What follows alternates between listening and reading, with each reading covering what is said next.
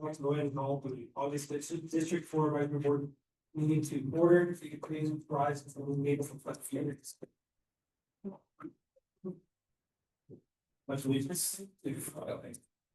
States. To the republic which stands one nation. With liberty, justice for all.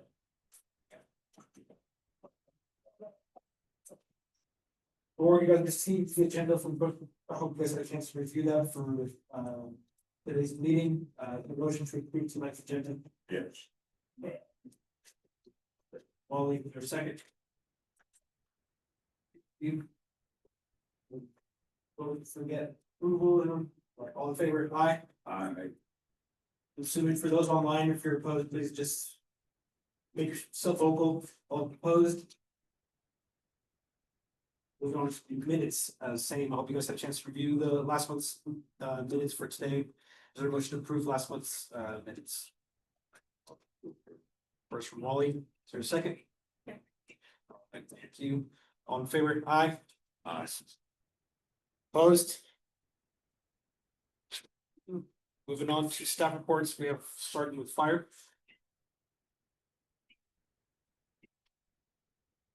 Good evening. My name is Matt Bowen. On the back table, we have some information. Staff report for August. I'm normally the tag two. Chief Snow's in the room. You're gonna be giving a presentation later. Chief Ritter. I'm not gonna read through this. There's a lot of information. But I'm gonna hit on some key points that are they're kind of interesting. Of course, we know last month we had our July 4th and we implemented the last couple of years. So it's cautiously optimistic. You know what we see on the data on the second page at the bottom. We had 0 firework related structure fire. So yeah, that's made. Last year we only had 1. Previous year we had, I believe, 11. So cautiously optimistic. Enforcement patrols were out. So and what we've seen versus previous years, much more controlled. Not a lot of people shooting outside of the crew time. So kind of exciting. But one other thing that I'm going to hit on is August 1st marked the 1-year anniversary of us with the firefighter high vote on the theme of fire just south of Hagesville and mutual aid response. Firefighters both sorely missed. On the anniversary of his death, the 1st of August. We have a 501(c) charitable organization that Wichita firefighters have established. It's called Beyond the Call, and they work with Chief Snow and other bunch of programs or cancer screening is one of them. But they've implemented a memorial scholarship for firefighter both's name. And they had an event at their gym on Wabash, but it had all the Both family there, all the siblings, the parents. And it's a celebration of what Ty meant to us and remembering, you know, what he brought to this community.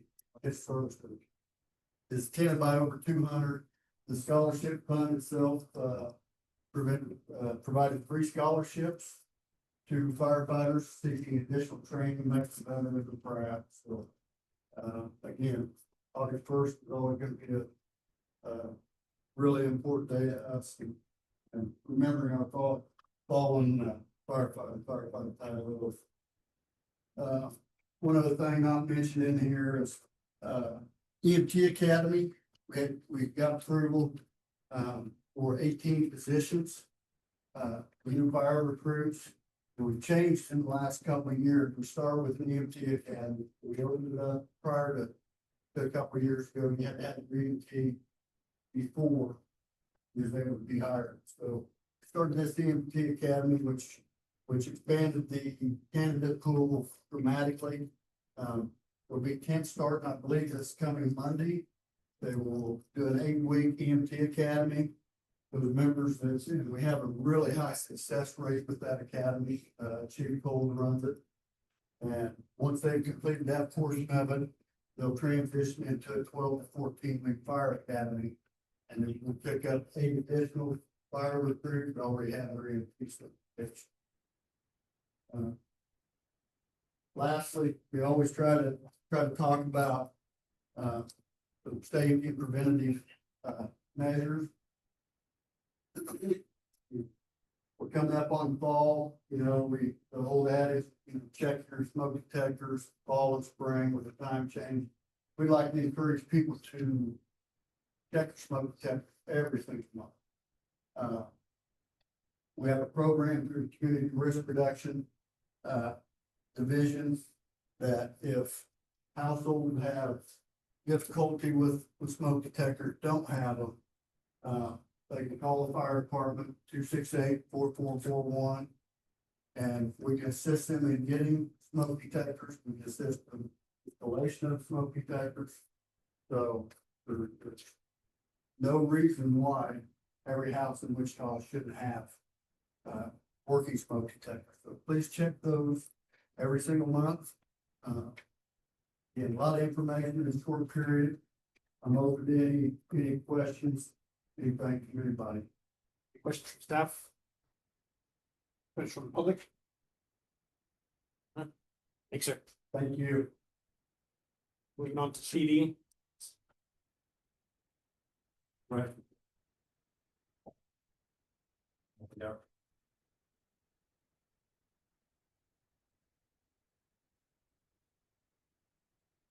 Hello, everyone. I'm Officer Cal. I'm out of the Patrol South Bureau. Ward. As far as statistics, I saw there's some stats on the back as well. Hang-ons for anybody who's curious about it.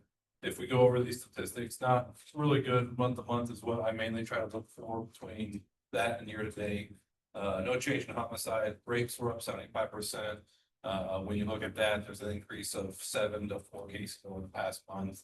When I dove into that, because that's kind of an alarming number for that category, there was 3 that occurred in the South Bureau, 4 in the West. The 3 in the South Bureau were reported by 1 victim. And usually when we have these type of cases, when they finally contact us, they tell us about the previous incidents that we never calls. So that accumulated all 3 of those cases from the South. But robberies down, aggravated assaults, there was no change, keeps them kind of normal there. And then all the property crimes, there was a pretty big increase. The main thing that was coming from was larceny from auto theft. And actually we had an increase in the key and highlighted that has plagued us for the past few years. The majority of those cases, when I was digging into them, when they say the larceny, they are actually attempted auto thefts, but if they don't successfully steal the vehicle, class it's a criminal damage to property larceny. So that's where the increase of comes from. As far as for the South Bureau, some of the things that we're looking at here is obviously back to school for the month of May here in the next week. We'll have an increase of officers around those areas to try to help with traffic and parking for the parents during that time. Just the safety of the children. National Neighborhood Night Out is tomorrow, and we have 9 staffing issues. I know everybody kind of struggles that. We have 9 parties to attend tomorrow with 2 of us, so we're going to try our best, but we may not be able to make anything those attending us. And then the last thing I'm going to touch on, Brooke, is actually we brought up at the last of our departmental meeting about the RTM zones. And the one for the Patrol South Bureau did not affect DAP4. It was up near Kellogg Market area, but just some statistics for that. It was supposed to be a 90-day plan that started on April 1st, and it was supposed to go through the end of June. They actually extended it another 30 days, about 120 days, so it just now wrapped up. And they're in partnership with WSU to get those statistics and an actual report for that. So that I don't have the numbers or anything to go over on that, other than what our own stats are that we've kept, which we monitored that area for 5,007 minutes, which is equivalent to 84.5 hours, an average of 40 minutes a day. So spend more time at that point to try to help spread. But that's kind of where we're at there. They are starting, they're gonna try and run this again for another 120 days in a different location. They're working at that spot. So probably mail us. See what she said. I haven't said that. So that's all that I have for the South. I don't want to pass out the stats, and what I like to do, because there's a lot, and I don't remember if I gave this before last time, is I like to kind of fold it over. Give out the same thing that House does, is the month to month, the very first, the first one. And the second to the last one, I'll use the word bean counters. This is kind of a lot of bean counter stuff. Very confusing, but those are the easy ones. That's to remember. We know what the past 30 days are compared to the previous 30 days, and what this time this year are compared to the same exact amount of time last year. Most of those are down. Like I said, I was going to cover mine on the rates also. Two of mine are one out of the Patrol West Bureau. Sorry, I'm Officer Perkins out of the Patrol West Bureau. We're the same thing, one victim who were there for one call and reports another incident that happened at a different time. And so we have that. And then another one was a victim who reported a rape that was, I don't want to say it. Otherwise, correct, but this. She just walked into a structure. She allowed a person walking behind her. An incident happened. She just let the person walk out, and then a few days later, it's reported it. So that's another incident that happened. So out of our 3 out of our 4, those were those incidents. Our auto thefts also are the Kias and the Hyundais. There is an arrest that was made in Derby off of one of these individuals. They're mostly juvenile. They watch this stuff on YouTube and on social media, how to steal these cars. If you have a Kia or a Hyundai, especially a Kia, their warranty or even non-warranty, if you take it out to the Kia dealership, they're supposed to do some sort of computerized mapping of it and make it so where it's not going to be able to be stolen. I kind of have the same thing. I had to have for school starting Thursday for high schools. Got it started today. Mainly watch out. We're gonna have kids in the neighborhoods. We're gonna have buses about, buses stopping and flicking out that sign really quick when they could have waited till you passed and there's nobody behind you. I've seen it personally. So pay attention to that when you see a bus going down in front of you or as you're approaching, and you're starting to see the flashing yellow. You don't know when it's going to go from flashing yellow to flashing red. And like I said, I've seen them to where they show that, where it's like, you could have waited 2 more seconds. They choose what they choose. If you think they could have waited 2 seconds, but they didn't, and you run past that magic line where the stop sign extends, you would be guilty of that. If you're on a street like Maple, 5 lanes, if the bus is going west and you're coming east, you still have to stop. If you're in the curb lane, going one way and the bus is in the other lane, going the other way, unless you have a divided median like Kellogg, we're not gonna have buses stopping on Kellogg. So kind of keep that in mind. You know, if we got 2 lanes going this way, a turn lane in the middle, 2 lanes going this way, you still have to stop, even though you're talking 100 feet wide street. Also, I have that slide out. Some streets could be blocked. Probably not a lot of those that are gonna be like that. I know there's one up, way up north by 21st and 135th where they block the entire street off. So if you got a way to get home, you may have to park outside that footprint. If that happens, you're gonna have some people out looking for that too. I want to go over our Second Chance Thursday.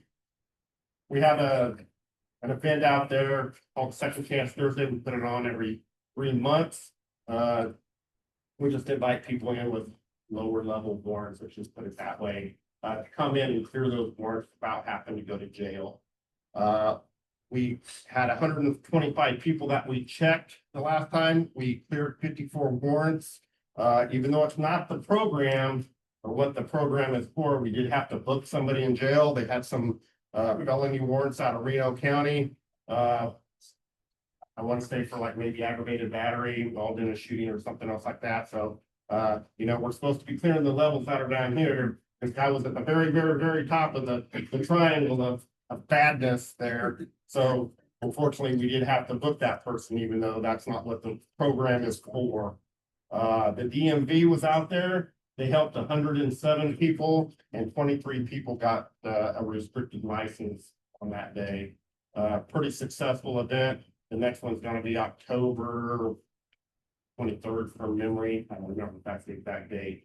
And the location is gonna be determined yet, so we're kind of talking about the church that's in maybe the 1500 block of South. I think it's think of it. We all see it from Broadway. I'm sure I'm talking about it. I don't have it in my mind right now. We're gonna reach out to them. That's the next location where we want to go. Not saying that that's gonna happen. Does anybody have any questions for anything that's out of Old West related? Border Patrol South, and then I'll direct it to Officer Cal, so. Yes, I ask every month, and I always hear, going to check into it. I've been asked for some speed enforcement on westbound Kellogg from Seneca to West Street. I can tell you from just listening to the radio, especially in the last 2 weeks, I can tell you, we've had our traffic enforcement unit out there. When are the outfitters? Because from 5 o'clock to 9:30 at night, all you hear is motorcycles running 100 miles an hour up and down Kellogg. I mean, when are you there? I'm not there. Well, I know, you've been to my house before though, but. I don't know when they're there. I mean, generally I'm a 30 to 30 guy. Right, I listen on the radios. We have a lot of traffic stops up happening on Kellogg. Are they there from 5 PM to 9 PM? I can't tell you that. I can tell you I can send an email to a traffic lieutenant or a traffic sergeant and ask them to be out. Please. I'll do that. And like I say, I ask every month. You're gonna get the same response next month, just right now. I have a question. I saw the flux mentioned in the news recently. Where is that? This is primarily staff. The flux is used all across, actually, I see smaller counties, like valleys and the line. So it covers all Wichita. So, I mean, it's locations, I mean, it doesn't, there's not endless. Cameras everywhere, but there's, cameras. And I realize the flocking is the one that is for the license plates, right? Right, What I meant, what's the other? Gunshot detection. Yeah, that's what it makes it. Yeah, that's. That is the as well. It's called the Raven Gunshot Detection System. Yeah. It's the same concept. Cameras, audio, strategic areas. It seems amazing. I can't tell you the latest homicide that they had, which was like maybe in 600 North Poplar. It's not in our bureau. One of them was a dispatch. Officers were sent there via dispatch from the Raven gunshot detection system. The other points, board. Yes, I don't maybe need to report it to energy, but the lights are out on West Maple from at least 135th to 119th and maybe all the way to Page. The street light.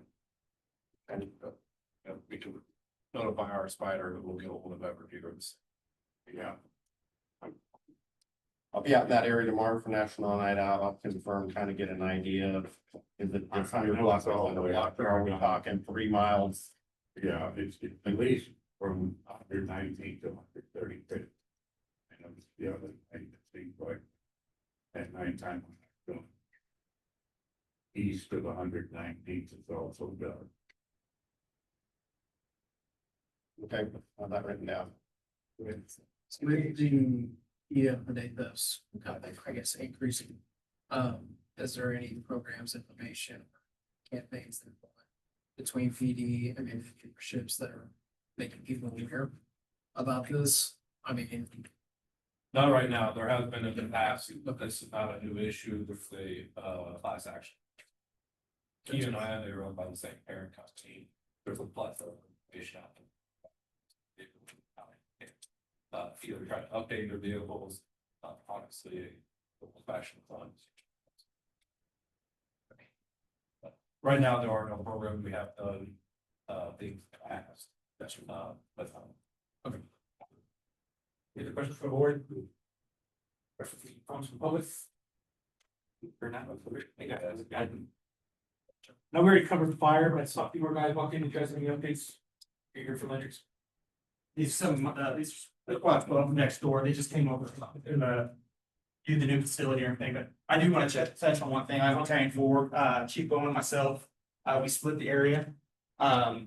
So I know he covered quite a bit of everything. One thing I do want to present, which is a good cause. Salvation Army and Wichita Fire Department, they partner up every year, 2 times a year to help low income families, help look at the needs.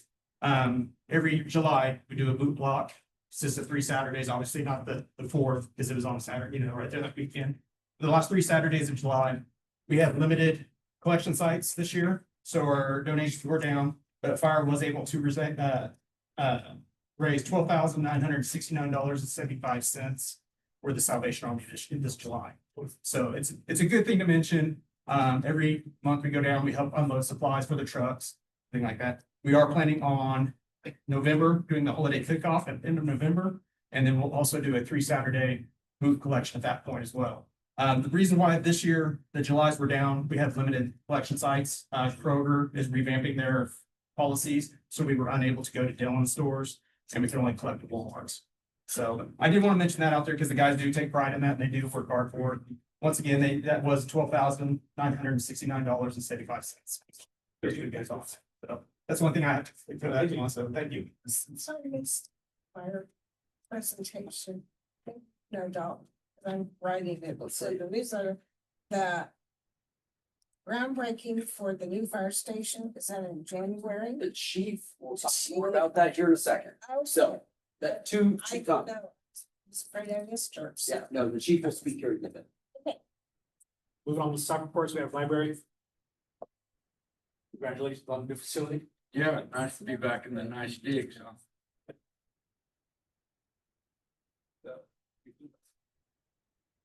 Welcome back to your Elk Library.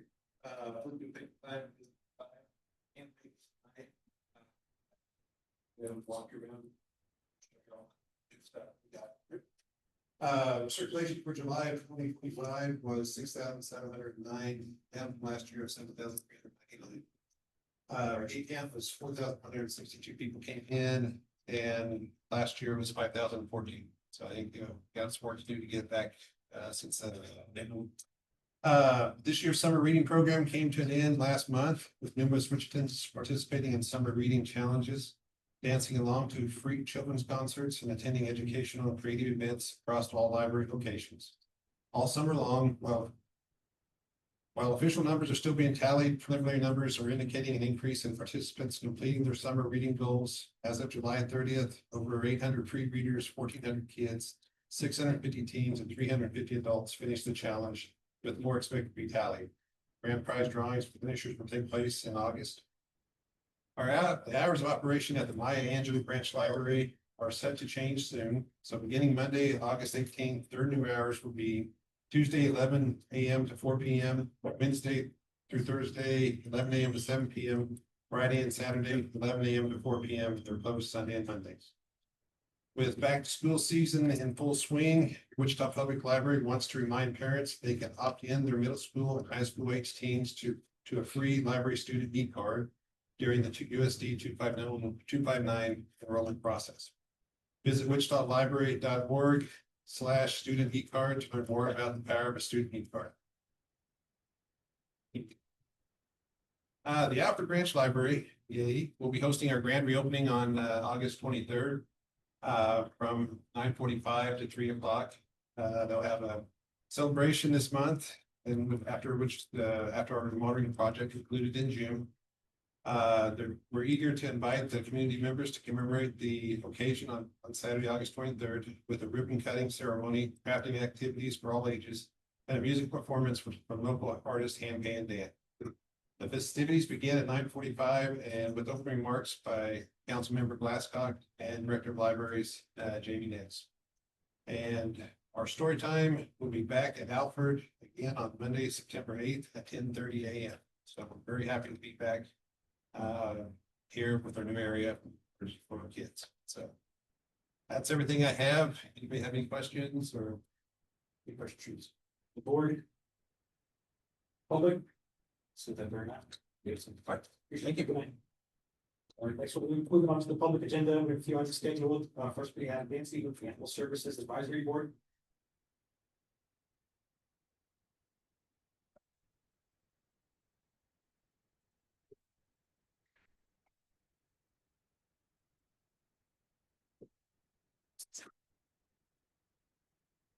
Good evening.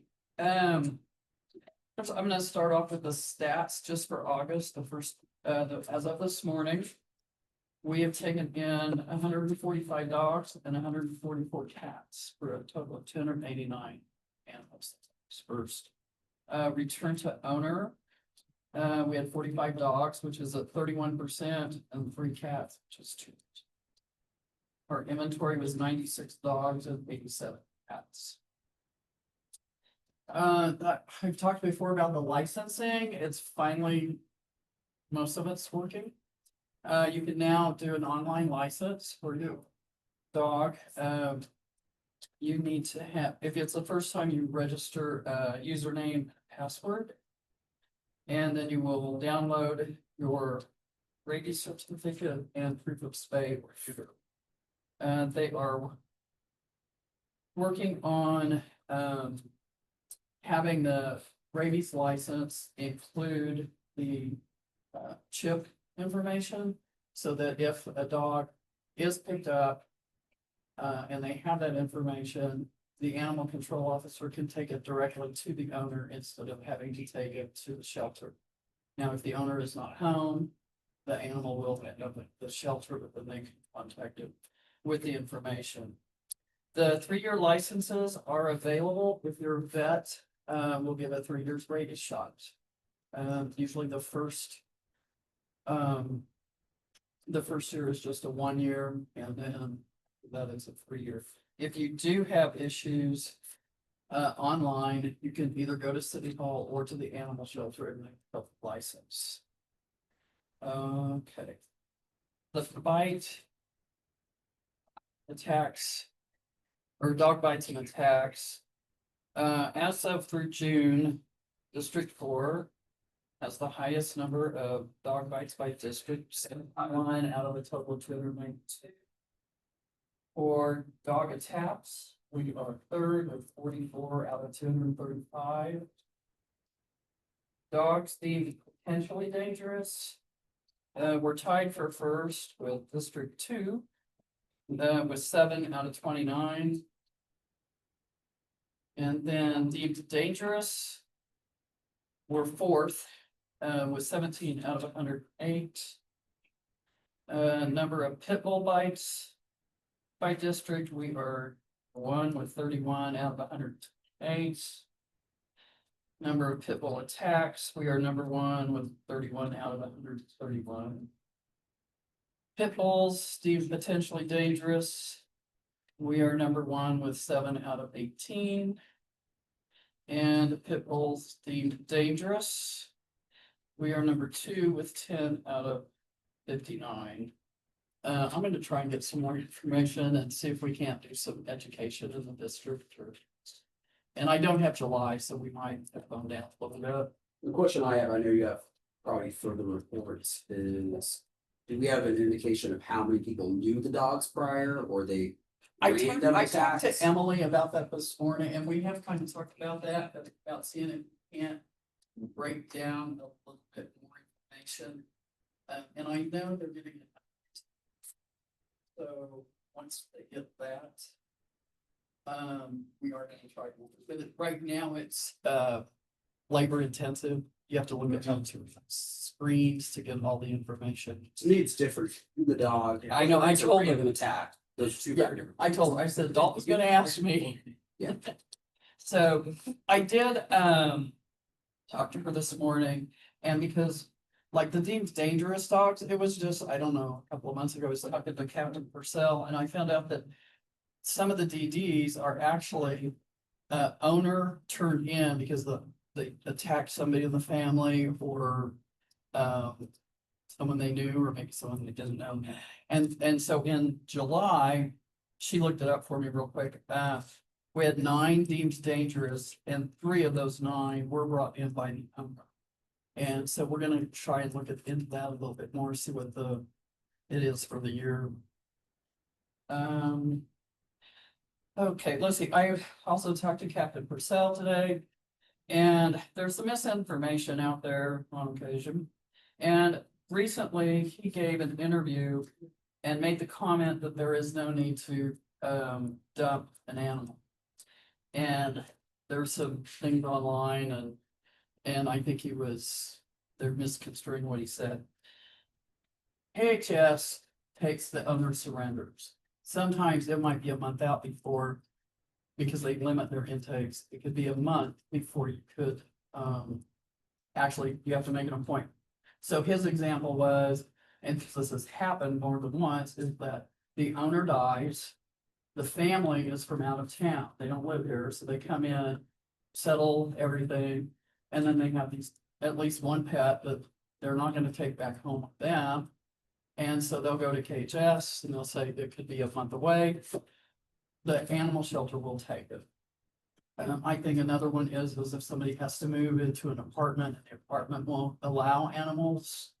I heard that one also. And so, because we're getting a lot of animal litter dumped, a lot of strays. Another recent rumor, it was in just the last couple of weeks, it was all over social media that there was a hoarding case and there was gonna be up to 100 animals possible, and that WAS was going to euthanize 23 dogs that day to make room. WAS did not take that hoarding case, or it wasn't given to them. And if they do have a hoarding case, they take some of the animals. There are other rescues and shelters that they work with where they will also take animals. And you know, he said, remember, you're dealing with humans and sometimes they're very demonizing to shelters and they're called names. And he's like, no one wants to euthanize. He says, you know, I've never met anybody that actually wanted to do that. So, and the only other thing I'd say is that I've been doing some research on other shelters that are similar in size and in the city, and we need our budget doubled. So I'll let Dalton work on that. Thanks. Anyway, that's all I have. Do you have any questions? Board. One, what's leading to dog bites? Is it occurring like in specific areas? I don't know, and that's one of the things I'm gonna meet with Emily and see if we can't determine. She did give me the on the three. No, I don't. I don't think any of the three owner surrenders were from District 4. I think it was the code 03, 10, and 14. And I don't think any of those are in ours. So, but yeah, I'll do some more information and either send a report or. I'll say Nancy is one of my most active board appointees, so if you have any questions, she's very responsive and she's very engaged, so feel free to reach out to her, she'll get answers. And I did get some cards back there. So, awesome, bring contact. Okay. Thanks for your time to see. Yeah, see you more. On with the public agenda, we have Amy Stuckey with Bike Walk Wichita. Oh, that's your name, right?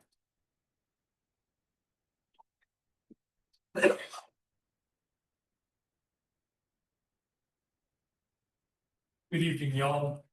My name is Robin Stuckey, and I'm a resident of District 1. For the last several weeks, I've been working on an article series for Bike Walk Wichita, an organization that is committed to transforming Wichita into a more livable, accessible, connected city by making biking and walking safe, equitable, and appealing. I want to promote the series this evening because I think its arguments and contents would be useful for members of the board, the public, Councilmember Glasscock, and staff. The series, which is published every Wednesday on Bike Walk Wichita's website, revolves around this book, Walkable City Rules, 101 Steps to Making Better Places. It is written by urban planner Jeff Speck, and as its title states, it provides 101 rules on how to make cities more walkable. I refer to Speck's book in the series because the Downtown Wichita organization is working on a new downtown action plan to make downtown Wichita more vibrant and appealing. In March, they invited Speck to come and speak at the Wave to kick off that planning. And so I thought it would make sense to build upon the ideas that we presented there. Each post in the series looks at one of the book's many rules and discusses how and why it could be applied or already applies to Wichita. It relies heavily on data analysis and includes crash data, census numbers, building density, road widths, and tax assessments.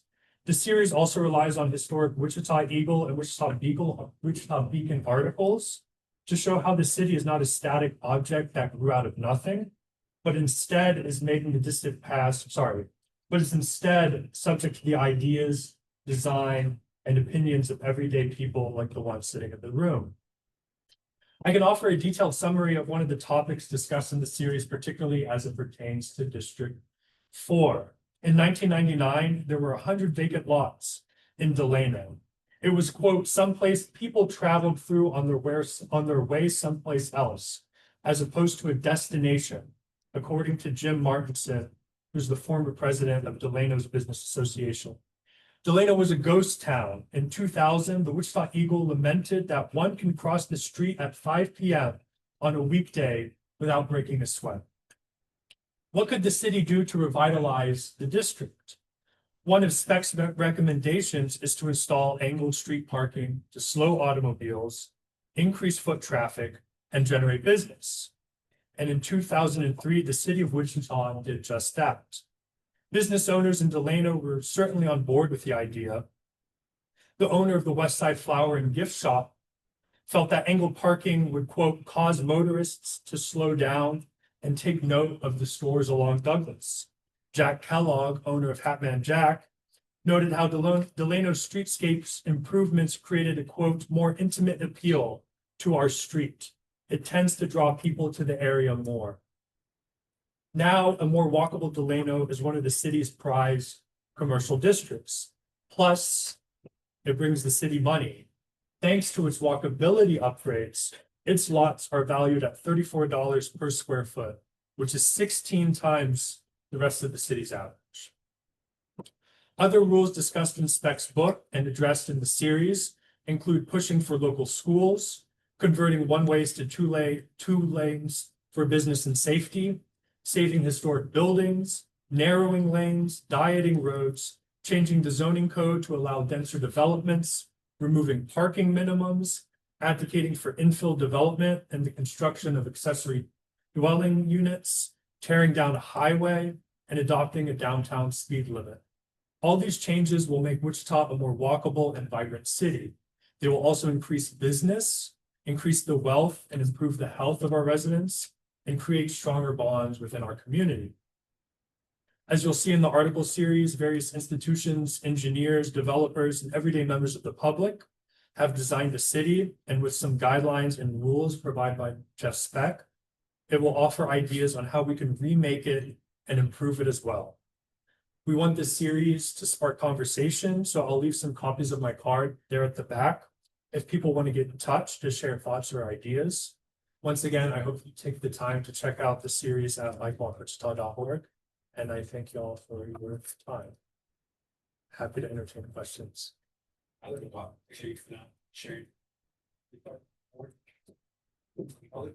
want to say one thing, because of the streetscape from McLean to Seneca, city's expanding it from Seneca to Meridian. I think that's a good thing. And I think it highlights a lot of the things that you're talking about of creating more walkable space where people are slowing down. So that's a problem that you have a lot down Douglas, that people speed.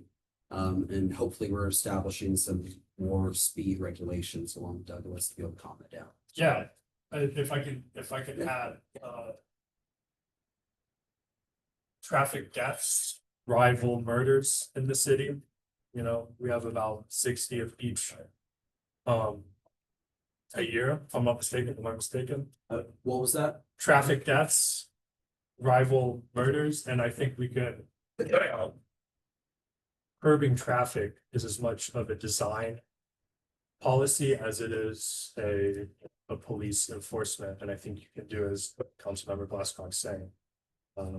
Maybe not on Kellogg, but certainly on Pawnee, I live in district, not on Douglas, by dieting lanes, narrowing lanes, angled parking, a whole bunch of stuff, and all of a sudden you'll see cars slow down and traffic does decrease. Well, thank you. Thank you. Moving on to off-date items, if there's anyone present that did not request to speak on the public agenda prior to this meeting, you may press star. Moving on to, oh, yeah. I just wanted to say, real quick, If you could please, sure, run by staying in there. I'm sorry, please.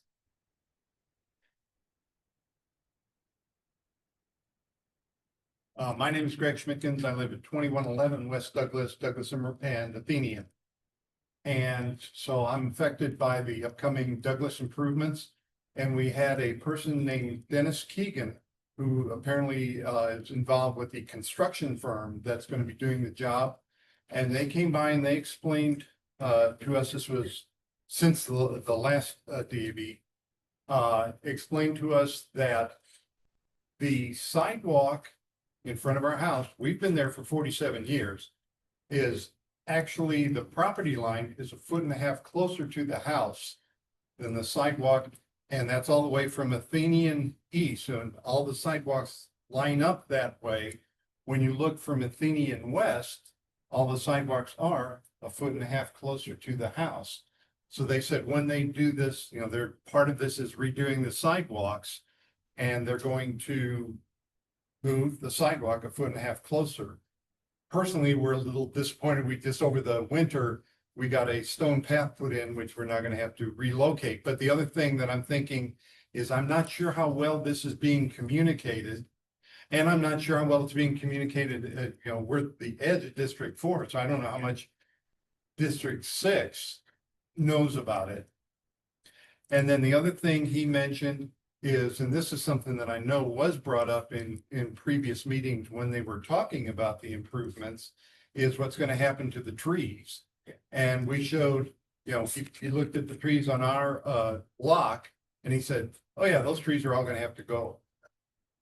So, and I know what I looked at when we were looking at doing, when they were talking about doing this, I looked at our block, 1 block each side, both sides of the street. And there were like 24 trees that were within 2 feet of the current sidewalk, which they're expanding. And then we said, well, what do you think is going to happen, you know, when these trees are gone? I can't remember the exact wording, but basically what he says is, well, the city will probably put in some saplings, which, you know, again, people are going to be disappointed. So, you know, it sounded a little different than what we were told before, and wanted to make, especially the communication about where the sidewalk's going to be, because people are going to, you know, somebody just the surveyor just shows up and says, this is where the sidewalk's going to be. There will probably be a reaction. So just wanted to let you all know that might be a coming attraction. Thanks. No, thank you.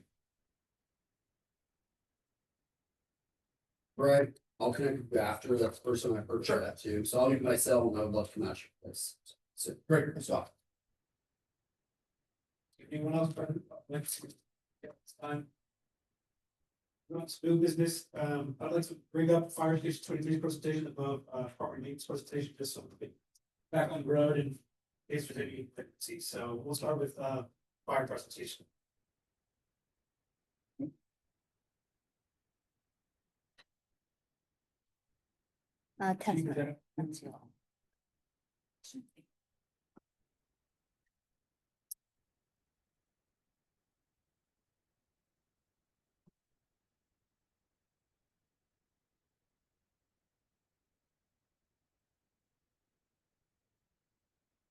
Good evening, Fire Chief James Stone with the Wichita Fire Department.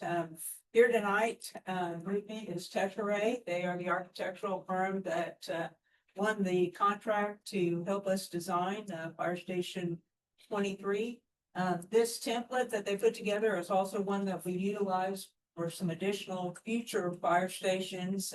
We have a plan to build a fire station in the northwest part of the city, somewhere around the area of 29th Ridge Road. We also plan to Station 18, which is the one that is located out east at Webb and K96. That station will be replaced on the dollar of KDOT. KDOT happens to want to secure that land, so we'll get an opportunity to get a new fire station built by KDOT out there.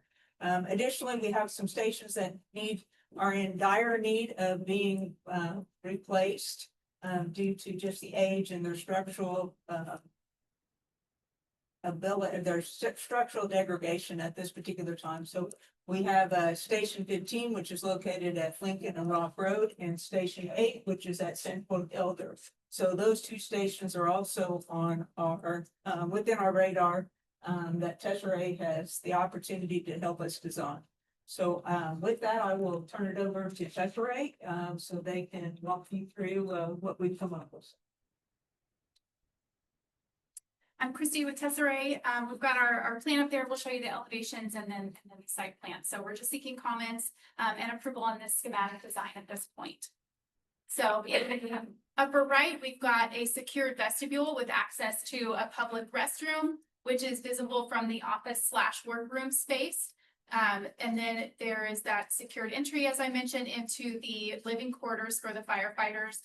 They've got their fitness, their kitchen, day, and dining rooms, which open up to a potential patio space, bunk rooms right off of the apparatus bays, and men and women's locker rooms as well, directly accessing the apparatus bay through these corridors. On the opposite side of the apparatus space, we have more of the support spaces, such as the electrical, the fire riser room, shop, storage, protective equipment, and decontamination. And you're seeing that this will sit on the corner of Pawnee and Mays. And the square footage isn't visible there, but we're looking at 9,925 square feet with the potential of a 1,480 square foot mezzanine. So if you go to the next.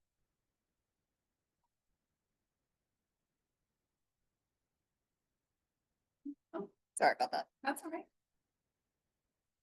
So this is the apparatus space, the large doors there, looking at pitched roofs for this to complement the residential neighborhoods that surround it with a combination of materials, brick being on the lower half and larger brick portions on the public facing streets.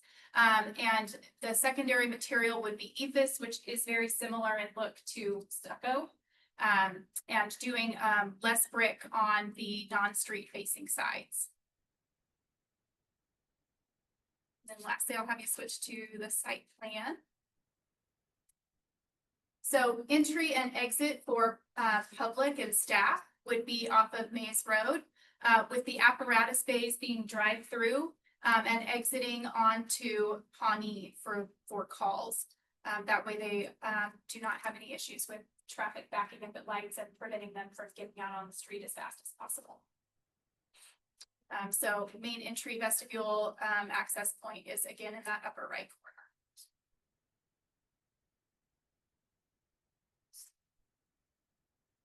Are there any comments, any questions? Yes. There's no public meeting area like Station 21. That's correct. Yeah, that was not asked for in the program at this point. Okay, every time we have a home, have to drive from there all the way up to 21. To have a public meeting, but Yeah, they it adds additional cost. We're on a $4 million budget, so designed it based on needs, not additional amenities. Lots on the talk sheet. This is still on budget. Is this still presented on budget as well? Awesome. I feel like I've been hearing about this for a while now since I've been on the board, so it's wonderful to start seeing some pictures to it. I drive that area often, so can't wait to see it. Is there any other comments, questions from the board? So my question was, actually, I think I heard last board meeting that the groundbreaking would be in January. Is that still true? We are looking to receive bids in January and the contractor will set the official groundbreaking and agreement with their contract. Okay, so somewhere around that. Yeah, The yeah. first quarter. Yes. Okay, is there an estimated completion date, ballpark figure?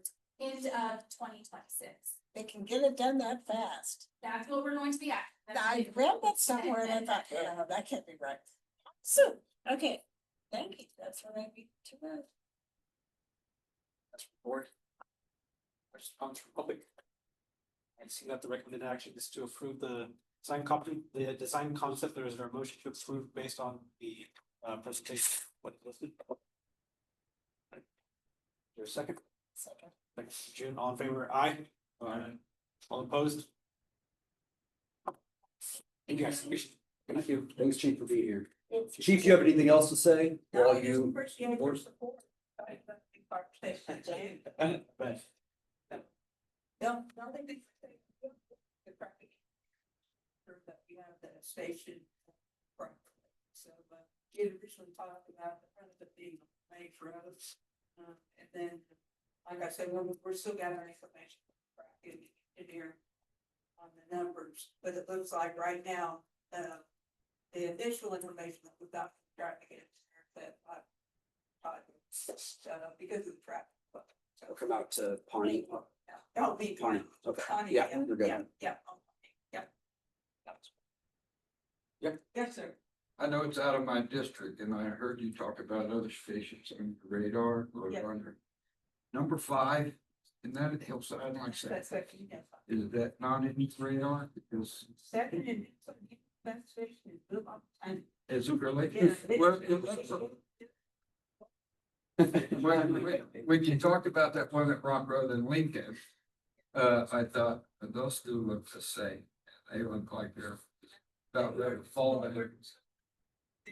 Okay. Station is very strong. That Okay. one part of it, in the Bible orders and she's. If you haven't stopped in there, go in there, when they were our first station to put commercialized kitchen remodeling into, they're totally stainless steel. So take a look at most of our fire stations, they have residential kitchens. So if you think about it, it's a 365, 24/7, they get used a lot. Station 5, they were kind of a pilot program for us. We tried the commercial kitchen with it, it's worked out phenomenal. So we're going to do that same concept at Station 14. But we've invested part of this money into Station 5 because it is built like a tank. And every time we do any type of analysis, any kind of building analysis on it, it always rates very hot. That station over there on Meridian about Harry, Station 4? Okay, yeah. those guys run like the dickens. Yes, they Seems like do. when- Can I take them pizzas? You can take them whatever you desire, they would love that. You're very fine. Okay, so those guys, they did. Yeah. Constant. Yeah, they are part of our special operations team. We have 2 of those. One is the one at Station 10, which is up, right at 21st and Hillside area. Right across from the the police station, police substation. That's a special operations station. Those guys and that station and also the one in Station 4 have additional training in 143 other dimensions.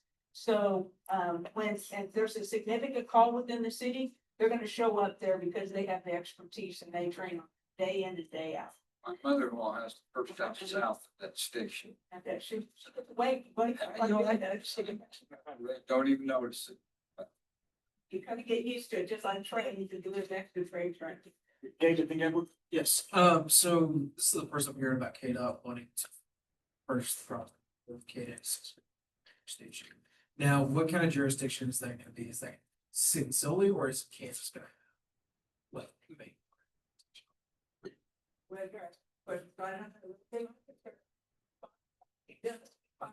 That's it. Okay. Thank you, Chief. Thank you, Chief. Thanks for your service. Thanks for being here tonight. I'm gonna have you at town hall soon. So I saw you were at Raymond Johnson's this past week, so I'll have you at one of mine. You know, so thank you. Should do that. Good night, Chief. Thanks. Thank you. You thank you. Moving on with new business, we'll jump back to the property maintenance presentation with.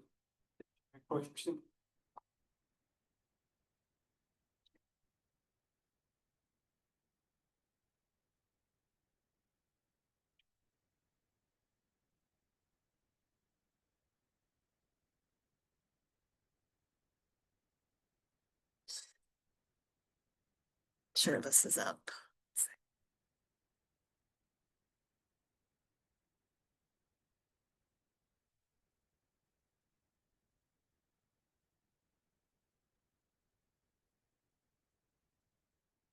Okay, my name's Troy Anderson. I'm the Assistant City Manager here for the City of Wichita. Focused on economic development services. So work closely with our Metropolitan Area Building Construction Department and our Neighborhood Inspection Division, which is specifically responsible for code enforcement and property maintenance regulations. So I want to just kind of tamper some expectations here. I'm going to try to run through this as quickly as possible. This is the same slide deck that we showed City Council. I think the fastest we've gotten through one of the DAB meetings was about 45 minutes. So sit back, relax, enjoy the ride.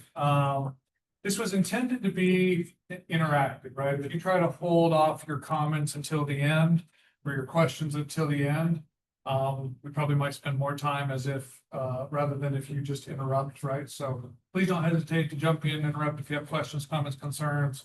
I'll be more than happy to stop and ask questions along the way. So, okay, so this really started a couple of years ago. We stood in front of City Council at a workshop, talking about property maintenance codes. And specifically some of the issues, concerns that neighbors have raised around properties not being well maintained, right? So, at the time, what we did was we set forth, some of the legislative rights and responsibilities around property owners and tenants. I'll touch on some of that here. Then we started kind of talking about, well, what do we have in our codes and ordinances today? What are the opportunities to make improvements to those? We then talked a little bit about the International Property Maintenance Code. I'll again talk a little bit about that here tonight. And then I'll talk a little bit about some of the next steps, right? Where we want to go in conjunction with not just the property maintenance code, but the policies and procedures that go along with it, and then ultimately the performance measures that will achieve with all of this. So with that being said, let's first talk a little bit about rights and responsibilities. Next slide.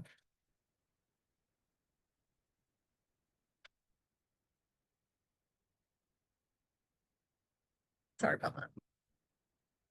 Okay, so we start off first with, we understand property owner rights, right?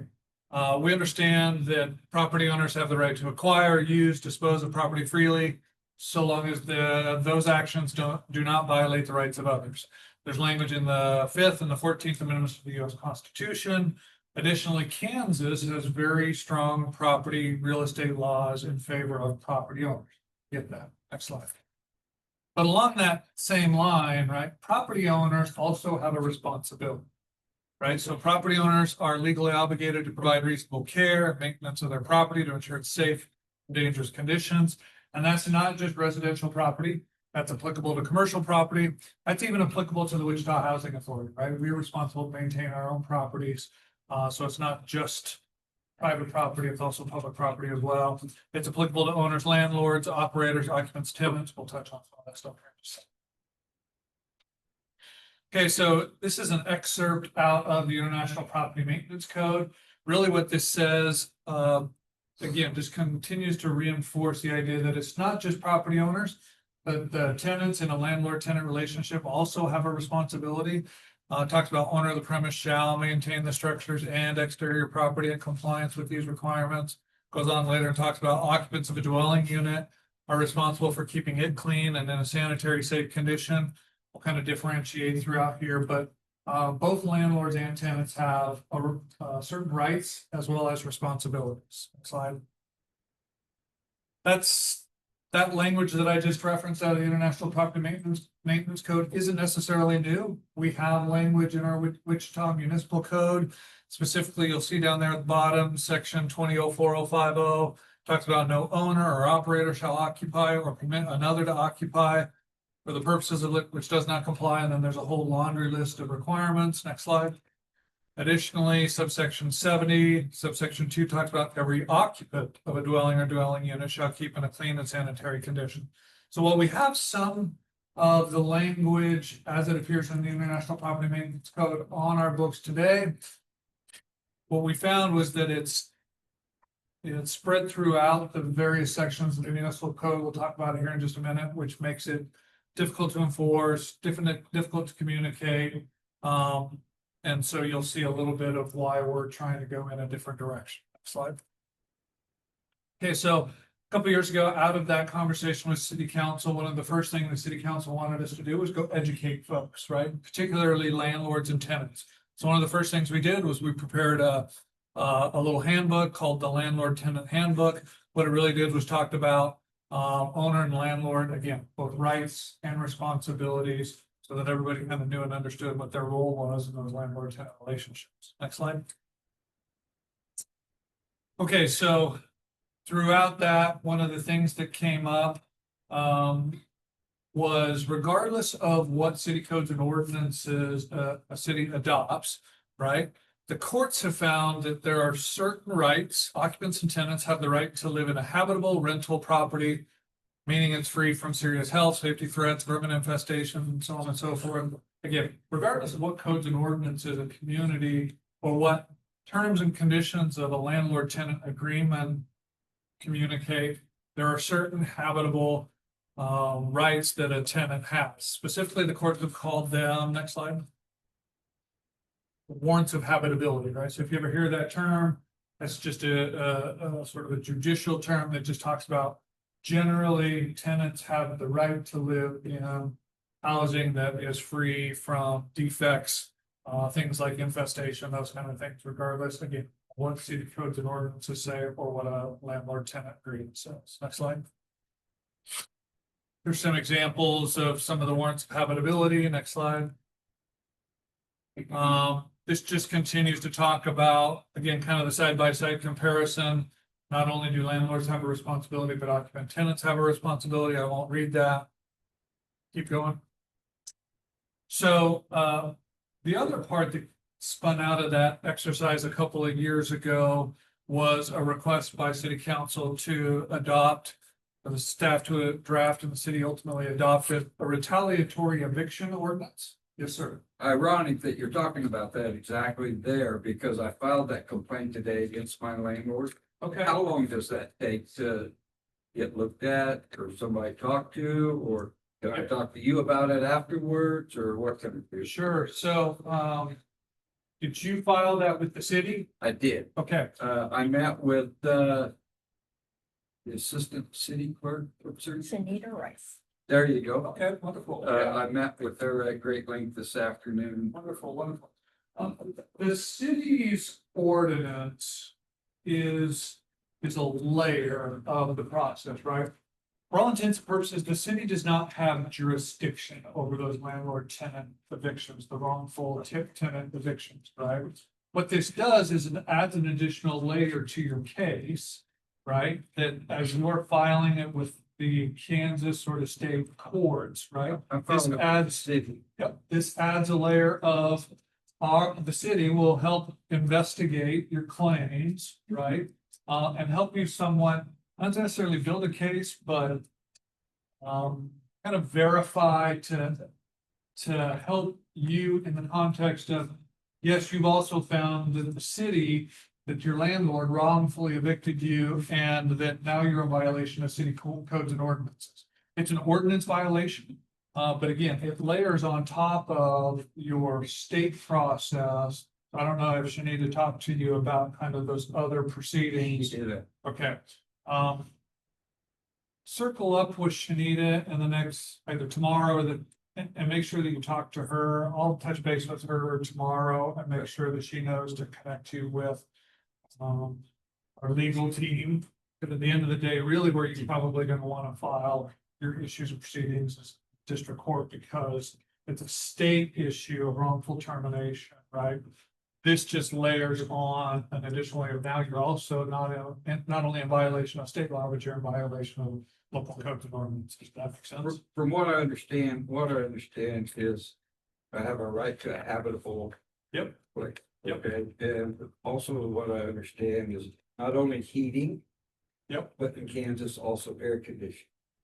And We'll touch on the air conditioning in a little okay, bit. so, because I gave him all this paperwork as far as all the stuff that you're talking about. Yep. Attached to my rent check, the next day I got a 30-day notice attached to my door. Make sure you continue to pay your rent. It is paid, but I've been given 30 days, so that means I have to get out and file it without that. Yes, and unfortunately, and this goes right into your property owner rights in the state of Kansas, right? Oftentimes, even long after you've been evicted, right, what you're ultimately trying to go after if you've been wrongfully evicted are things like damages. Things. A mover, Yes. storage unit. Let's connect after, because you're right, it's sort of an ancillary, and we'll talk about one of my last slides in my slide, it talks about some ancillary ordinances that the city is contemplating. But you're right, not necessarily a property maintenance code violation or issue. But yes, you're right, the city enacted this, it was in addition to kind of the provisions under state law. So let's connect and make sure that you're getting the resources needed. So good. I'm glad to bring that up. Thank you. Next slide. Okay, so after we kind of went out on an educational campaign, talked about property owner rights, property owner responsibilities, landlord, tenant rights and responsibilities. We also then started doing a deep dive into our city's codes and ordinances, making sure that our codes and ordinances were appropriate for what it was that we were ultimately trying to accomplish. What we found was that the code was duplicative across titles, resulting in confusion.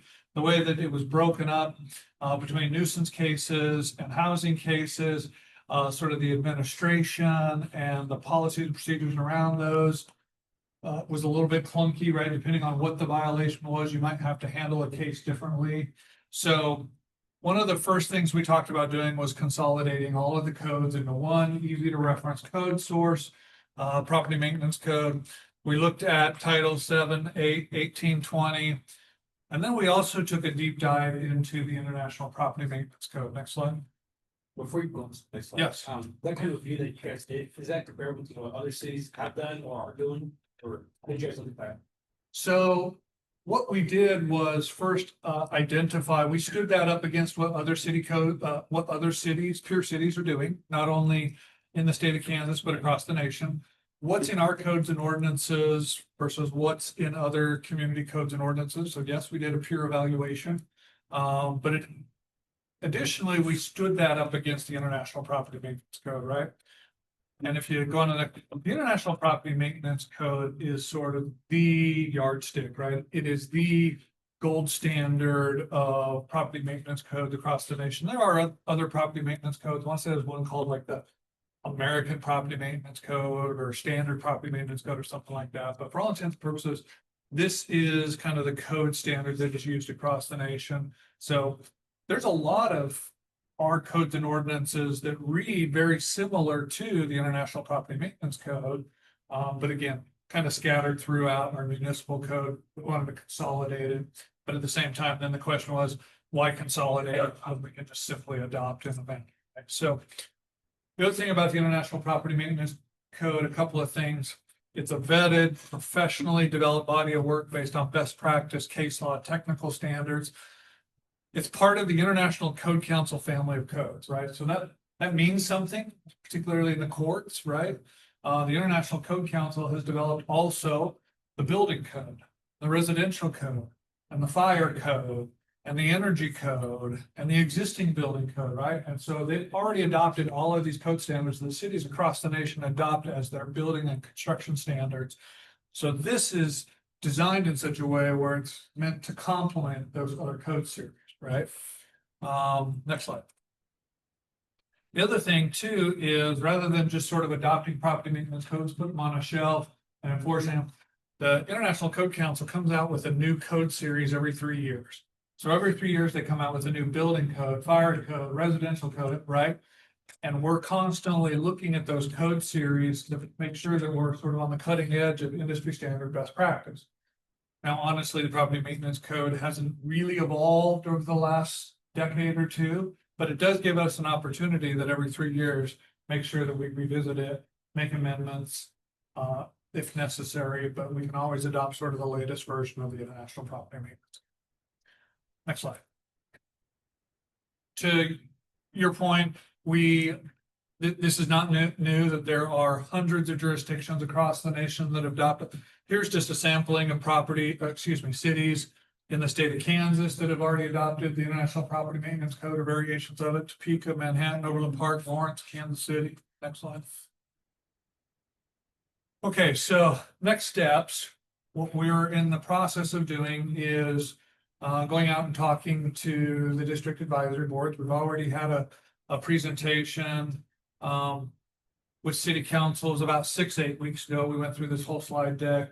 Next step was we wanted to go out and talk to the district advisory boards, make sure that we weren't missing anything. We're gonna draft ordinances to repeal sections of Title 7, 8, 18, and 20 that are specific to the property maintenance. And then we're gonna replace all those with one section in Title 20, adopt the International Property Maintenance Code, and then make some local amendments. Really specific on that first one, right? Because there is language, we're not going to repeal Title 7, 8, 18, and 20 carte blanche. There are other codes and ordinances in those titles that we're going to keep, that are going to remain. So somewhat surgically, we're going to repeal some sections, and then ultimately replace Title 20 with the International Property Maintenance Code. Next slide. Okay, so real fast, helps to understand how the International Property Maintenance Code is organized. So I'm going to walk through each one of these chapters. We're going to talk a little bit about some of the policy guidance that we put in front of City Council, some of the initial feedback we got from them. But then I want to just highlight some of the proposed amendments that we are going to make as part of our return to City Council. Okay, so first and foremost, there's going to be some overarching general amendments throughout. I'm not going to highlight those. Just know that throughout, we're going to make some revisions and some amendments that are compliant with state law. Super easy, right? One of the first conversations we had with our law department, we can't be in conflict with state law.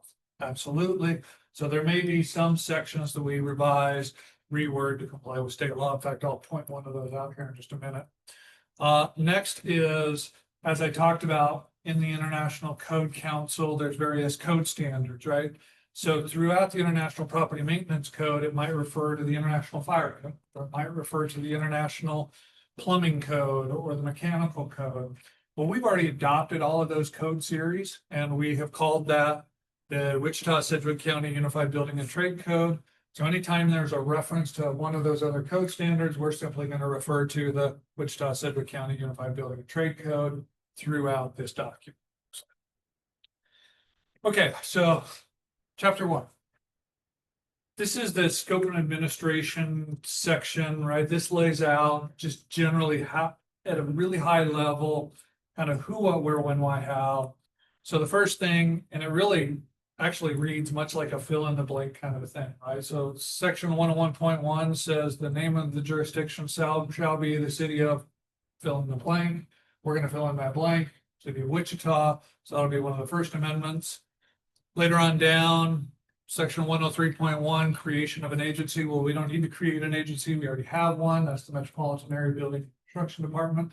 So we're going to amend that code section to read that the name of the department is the Metropolitan Area Building Construction Department.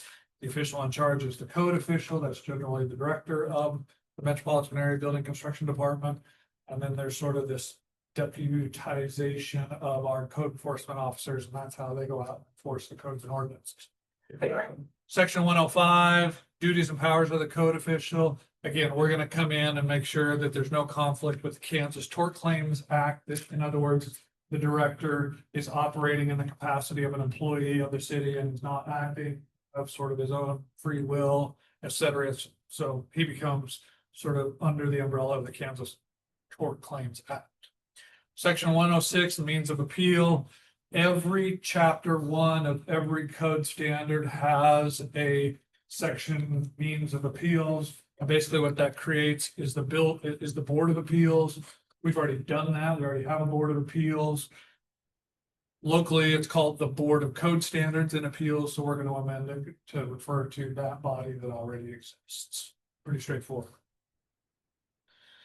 Okay, so this is where it gets a little interesting, right? And this is where we started having a conversation a couple months ago with City Council around sort of how we're prosecuting violations, right? Next slide. The way that the International Property Maintenance Code lays out how you prosecute violations is one thing. But we want to take into consideration how we're doing things locally. So try to be really, really careful how I say this, right? But we are enforcing property maintenance codes today the way that it was originally somewhat intended 30 years ago, right? And that is sort of work with the property owner, work with the property owner, work with the property owner, work with the property owner, right? I'm kind of using this analogy of sort of all carrot, no stick, right? We do have some stick, we haven't used it at some point, but for the most part, it was designed specifically to work with property owners. Metropolitan Area Building Construction Department exhausts all compliance options before issuing a UCC. Extensions may be granted for a host of reasons. Even when a UCC is ultimately finally issued, the way that environmental court was codified, how it was created, how created similar compliance driven model, right? And so when questions, comments, concerns about why properties are not being better maintained, part of the answer is 30 years ago when all of this was put into place, the goals and objectives were to try to work with property owners, maintain property owner rights. There's been somewhat of a shift over the last several years to try and find a better balance between those rights and those responsibilities. So next slide. Okay, so what we presented to City Council was 3 options, right? Kind of the spectrum of options. On one hand, we could choose option number 1 and replace environmental court with simply an administrative hearing, right? That means there's no jail time, no probation, no convictions, right? This is sort of the far end of the spectrum in regards to options, okay? It's less assertive than what we're doing today. We said, hey, if that's the direction that you all as policymakers want to go, we can go down, the path of option 1. Option 2 kind of frames the other bookend of the spectrum. Modify environmental court, become more assertive, right? And in doing such, we're going to repeal the court's compliance goals as codified by the charter ordinance and make it more punitive, more assertive, right? So those are kind of the bookends. The third option was a hybrid model. It's probably a little more assertive than what we're doing today. In fact, that was kind of the whole goal intent, is to somewhat become more assertive than what we're doing today, but doesn't go so far as option 3. One of the questions that kind of came up of, well, what about like first-time offenders, right? Or folks who may not necessarily have the means to comply. What do we do with those folks versus known violators, right? Repeat offenders who are consistently not maintaining their properties. So the idea was that the prosecutor could decide whether to send a violation through an administrative hearing process, if perhaps it was a first-time offender, or send those individuals directly to sort of judicial court or environmental court with more assertive procedures, right? So initial feedback we got from City Council was option 3. And so that's kind of the direction we're going, unless we hear otherwise. That's been the initial feedback we've got. Next slide. Okay, the next one is on demolition. So in chapter 1, right, you can even go through the process of identifying a building that is unsafe or unfit for human occupancy. In fact, the section in the property maintenance code is called unsafe buildings, right? Buildings that are unsafe, unfit for human occupancy, they can be placarded, and the building official can order the building sort of demolished, right? So one of the policy questions that we put before City Council was, knowing that historically these demolitions, in addition to the guidance and direction of the code official, was to put that final approval process to the city council, saying, city council, are you sure that you want us to go demo this building? Right? And so the way that the property maintenance code is written is the code official has that authority to go order that building demo, does not need city council endorsement or approval. So we just kind of put it before city council. Do you want us to amend that property maintenance code, continue to have city council approving the demolitions? Our initial feedback from city council was yes. So now we know how to go and draft an amendment to the adoption of the International Property Maintenance Code and ensure that we continue to take those and elevate those to the city council to make sure the city council is aware of it. Okay, next slide. Okay, chapter 2, definitions. For all intents and purposes, we're going to adopt the definitions as they exist in the property maintenance code. There are a handful of definitions that we will bring over from Title 7, 8, 18, and 20, but for the most part, we're going to keep the definitions as they exist in the property maintenance code. And I'll try to explain why here in just a moment. Okay, on to chapter 3. So if you can imagine when you're looking at that table of contents, chapter 1, really, really high level, right? Just kind of who, what, where, when, why, how. Chapter 2, definitions. Chapter 3, this is really where we get into, and the way the code is written is it works kind of from the outside to the end, right? So we start dealing with exterior property conditions, then we get to exterior structure, and then we get to interior structure, and then we get to interior surfaces, right?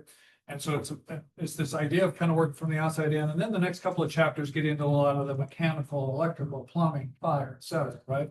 So first and foremost, kind of working from outside in, chapter 303, swimming pools, we're going to amend 303 to make sure that it complies with other code sections that we have on the books right now. Specifically in this case, Wichita Municipal Code, section 7.72, that talks about barriers around swimming pools. You got to have a fence, can't be climbed, those kind of things around swimming pools. Section 304.3, premises identification. I call this one out. It's kind of interesting. The property maintenance code that says that you have to have basically numbers on your house or on your building, right? Well, the property maintenance code says that those numbers have to be at least 4 inches high, right, or 4 inches tall. Well, Wichita Municipal Code says they only have to be 3 inches tall. Well, so rather than just adopting the property maintenance code and making everybody go out and buy new address numbers for their houses, right, we're going to amend to choose the 3 inch, and that way we accept kind of the local practice. Section 304.14, insect screens. This is another one of those sections where you just kind of fill in the blank. Imagine, if you will, this is an international standard. So what works in Florida doesn't necessarily work in Minnesota and vice versa, right? So a lot of the local amendments are based on sort of geography and climate stuff. Section 307, handrails and guardrails. We're going to make a few minor adjustments just to comply with some of the local codes and ordinances we already have on the books. Next slide. This is another nuanced one. Chapter 4 talks about light, ventilation, and occupancy. Specifically, there's a code section 403.2 regarding bathrooms and toilet rooms. It's an exception that we're looking at that in lieu of a window in bathrooms, water closet rooms, and openable skylight approved by the code official may be added. Again, that's something we already have on our books today. So we're just going to make sure that it's consistent with the International Residential Code. Something else I can kind of stop and highlight here. You'll notice there's no other amendments to chapter 4, right? So for all intents and purposes, we're adopting the property maintenance code as it's written, only making those necessary amendments to sort of comply with the way we're exercising, conducting business locally. Yes. I got a question about the word skylight. Yes. I have a house that's got 2 bathrooms and then no kind of window or anything. I need one of skylight. Right. So here's the context of this amendment, right? In chapter 4, it talks about light ventilation. Well, bathrooms have to have there's 2 criteria associated with bathrooms. You have to have light, and you have to have ventilation. Okay. There's artificial light and there's artificial ventilation, right? You can have a fan in your bathroom or toilet room that can satisfy the ventilation requirement. You can have artificial light light switch, right? But you have to have light and you have to have ventilation. You can achieve light and ventilation by a window, right? But if you don't have a window, or you don't have artificial light or ventilation, what this says is that you can have an openable skylight as a means of providing both light and or ventilation. Does that make sense? Does that help better answer it? Yep. Okay, next. Again, continuing to get kind of more granular, chapter 5, plumbing fixture, facilities and fixtures. Section 503, grease interceptors, we just want to make sure that that complies with other code sections. Again, remember the International Property Maintenance Code isn't just residential. It's also applicable to commercial, right? So if I'm a commercial kitchen and I have to have a grease interceptor, again, we want to make sure that's compliant with other health and environmental codes that we might already have on the books. Section 507, storm drains must comply with other code sections. Next slide. Chapter 6, mechanical. Okay, so this is going to lean into a little bit of your question comment a little while ago. So section 602, we're going to amend to read maintaining heating facility requirements. We're going to delete the exception. The exception reads in areas where the average monthly temperature is above 30 degrees Fahrenheit, a minimum temperature of 65 degrees Fahrenheit shall be maintained. Again, we're going to strike that. That may not necessarily be applicable to our client, right? The next one, though, is section 602.3. This is the one that, again, in Minnesota, you're going to have different rules and regulations than you might in Florida. Generally speaking, 602.3 heat supply, maintain requirement to furnish heat, sort of period. We're going to remove the date ranges for minimum temperature and remove exceptions. And again, just make sure that heating must be provided, right? So what you don't see in here is cooling, right? So let me tell you why the International Property Maintenance Code doesn't generally address cooling. And then I'm going to also kind of talk about just equipment in general. So the Property Maintenance Code is applicable to all sorts of existing buildings, right? Buildings that were built in the early 1900s, late 1800s, early 1900s, all the way up into modern buildings, okay? Late 1800 or early 1900 buildings, there were no cooling methods, right? There was no equipment that could cool a building. Cooling equipment wasn't invented until later on. Now, older buildings oftentimes did have, for example, an open fireplace, right? Or a wood burning stove. Those things can satisfy a heating requirement, but that's why there's not necessarily a cooling requirement, is because depending on when buildings were built, they may not have had that sort of technology. Okay? So this is applicable to all sort of buildings across all years of construction. And it's not in here because we're not amending it, but the Property Maintenance Code does say, however, that if a building has equipment, whether that be cooling or heating, that equipment must be maintained in good working order. Okay, so the way that's generally interpreted is if you live in a residence, for example, that was built in the early 1900s, your fireplace, you don't have cooling equipment, so you got to have operable windows, right? Have to be maintained in good working order. On the end of the spectrum, if you live in a home that was built 5 years ago, when that residence was permitted for construction and ultimately inspected and issued somewhat of a, technically do certificate of occupancy, but certificate of occupancy, right? It probably had a modern HVAC cooling equipment. So long as that equipment was installed as part of the approval process, permitting for construction point, that equipment must be maintained in good working order. You can't remove that to say that, well, I don't have to have cooling. It was built with it, you have to maintain it in good working. So that answers kind of the comment question around cooling. There's nothing in the Property Maintenance Code specifically that talks about cooling. Says I pulled up at the state ordinance did. The state might, right? But we don't have any jurisdiction over the state. There are some cities and there are some states that have sort of mandated, introduced cooling requirements. If it exists in the state code, then the state could enforce that, but the Property Maintenance Code doesn't address it. I don't So we could understand one thing that you were talking about a while ago, though. You were talking about all these ordinances that Yep. if you if you take the time and you get the law department, everybody involved, and you create an ordinance, then why don't you enforce it? That's a great question. Why did we do ordinances to begin with if we're not gonna enforce them? We are enforcing them the way that it was intended to be enforced at the time. Part of the shift in the codes and ordinances that we have on the books today to this process, right? Here's the way I've been answering this. No code is gonna change behaviors. No code is gonna change if you're not, for example, I can put a speed limit sign up that says the speed limit is X, but if there's nobody to enforce it, a law is just work with the paper it's written on. Same thing. We are not suggesting, in fact, we've said this as part of our presentation, we're not suggesting that this is going to change the way and the outcomes of, we're still gonna have to go out and enforce, right? This is only part, this is building a new foundation and a new perspective on how not just we, but cities and states across the nation enforce property maintenance codes.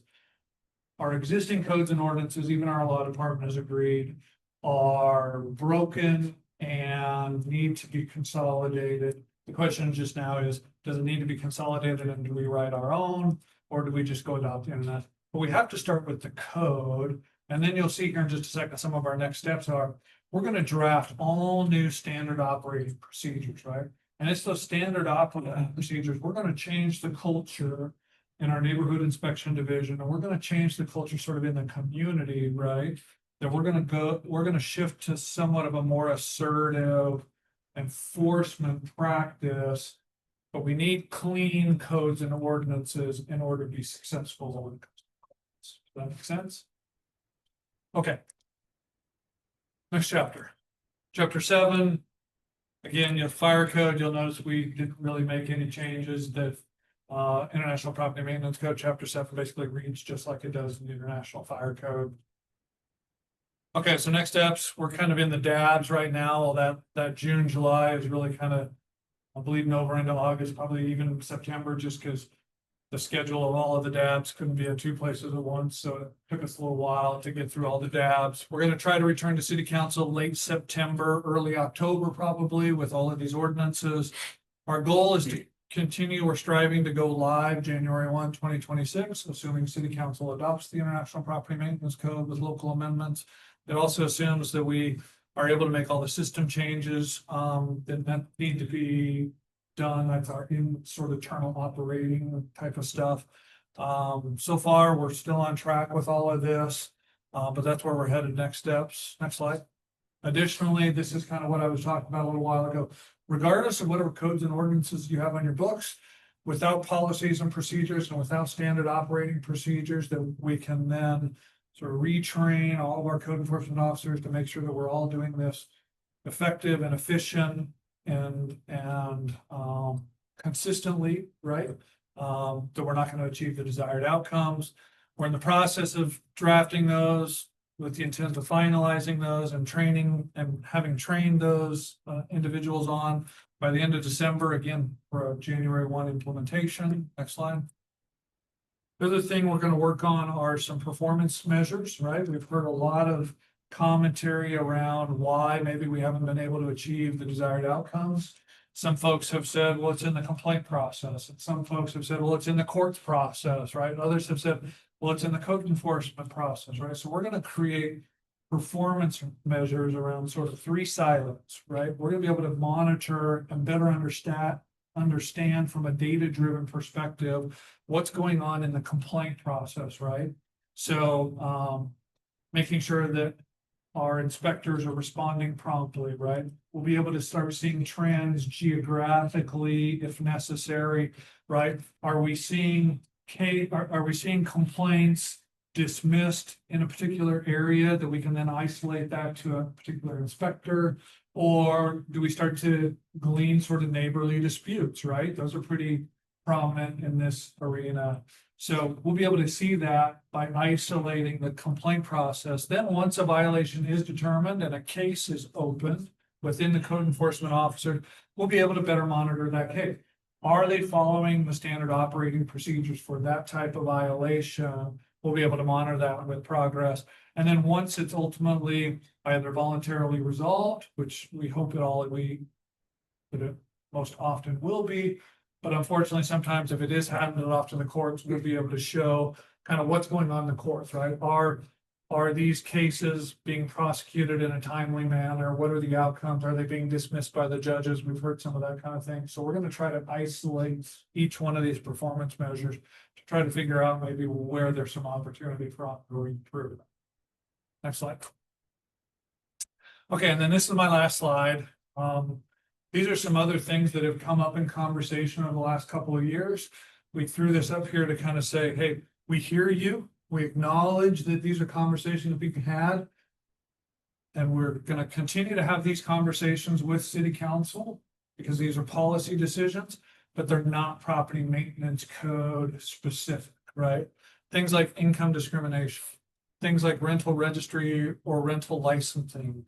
Things like, and the next two kind of go hand in hand. On one end of the spectrum, is there a landlord watch list versus, hey, is there a certified preferred landlord list? Probably not the space of local government, but again, there have been folks who have said, we would like to see what this looks like. Addition requirement maybe for a local property manager, or in the case of repeat offenders, are there cases where we can assign extra penalties for repeat offenders?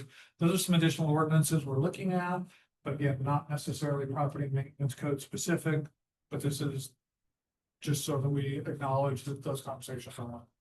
I think that's it. Try to get through that as quickly as possible. Thanks for being patient with me. Questions? Yes. Where do homeowners associations come in with this?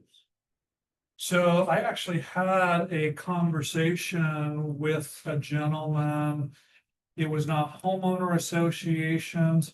It was landlord. It was a landlord sort of property manager association, right? And so we've had conversations with them. So property owners that own multifamily residential or rental properties, we visited with those folks.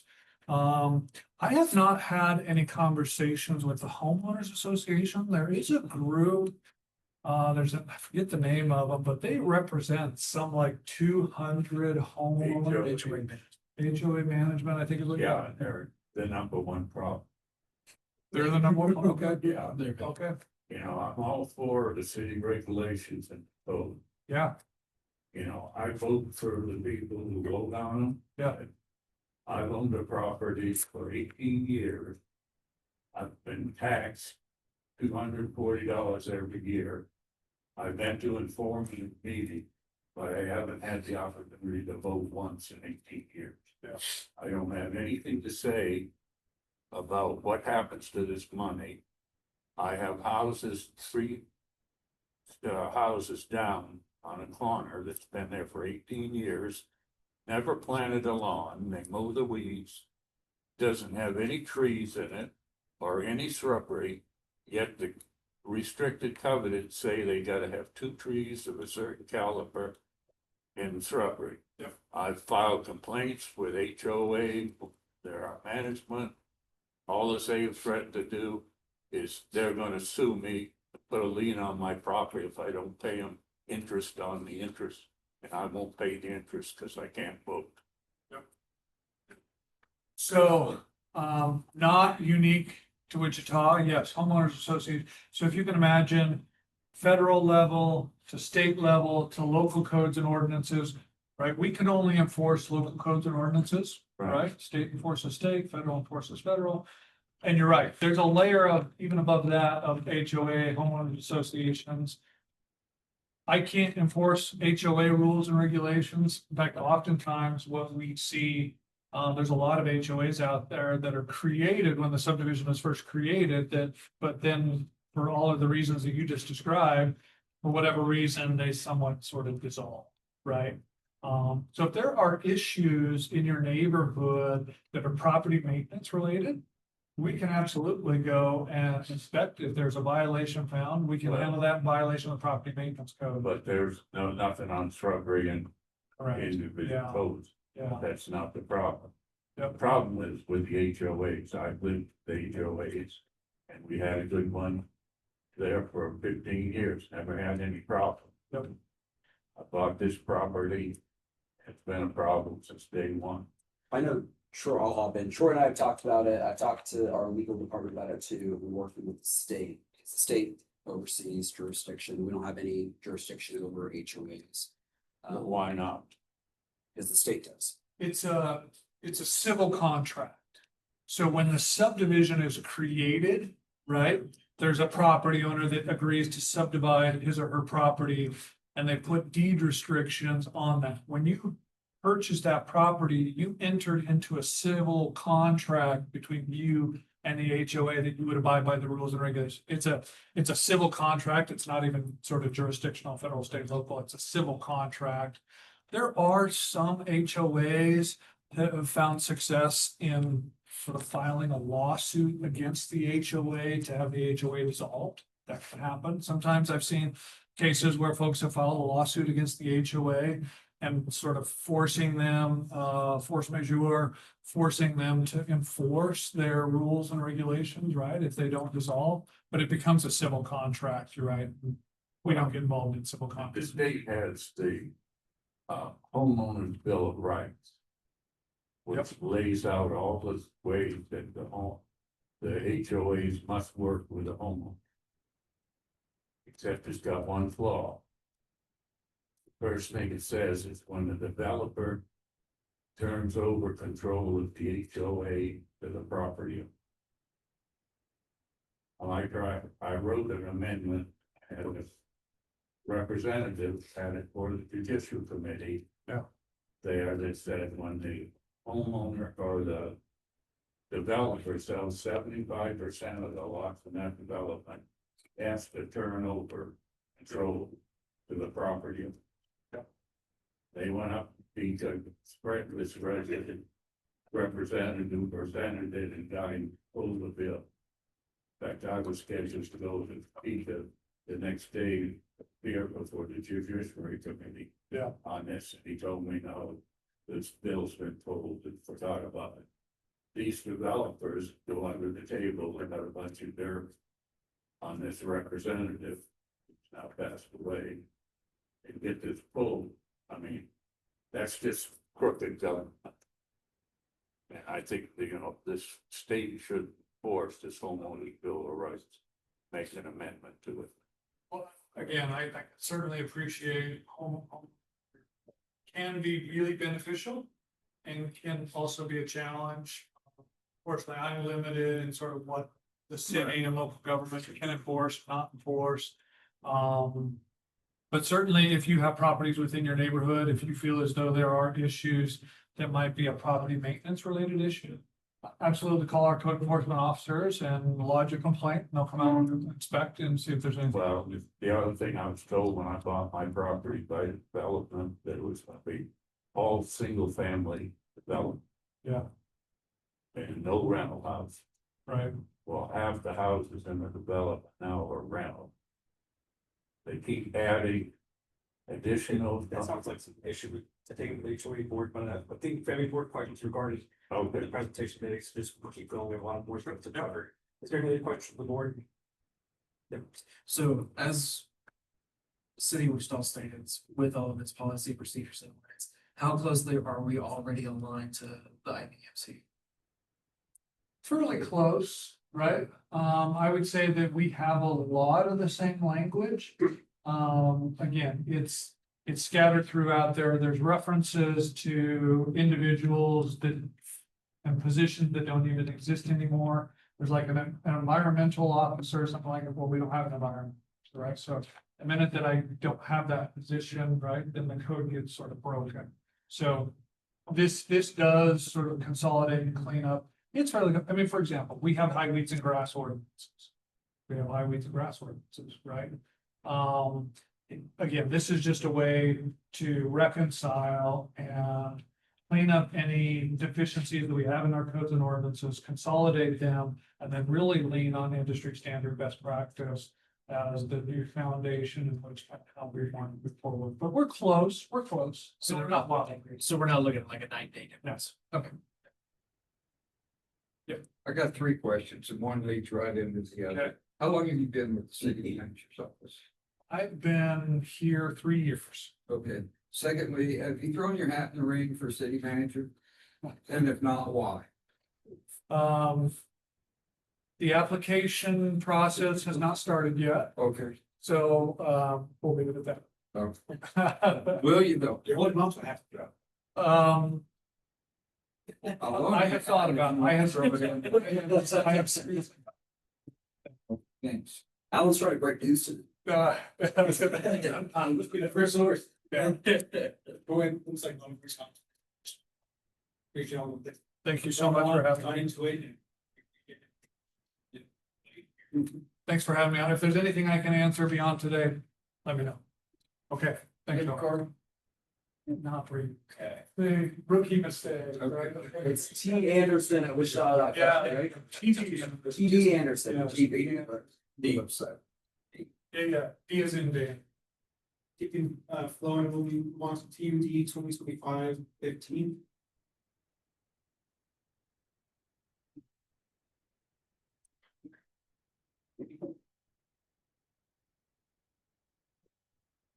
Yes, thank you.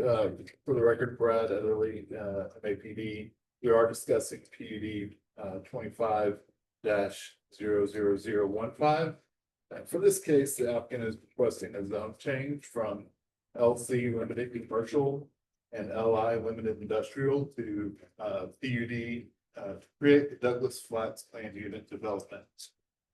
Subject site is 0.55 acres in size. It's generally located at 109 South Exposition Avenue.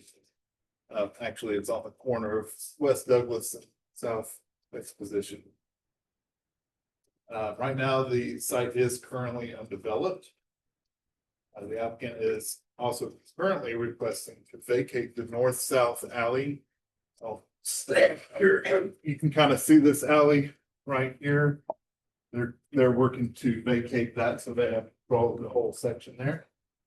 And they would use that west side of the property for parking, for a private parking lot.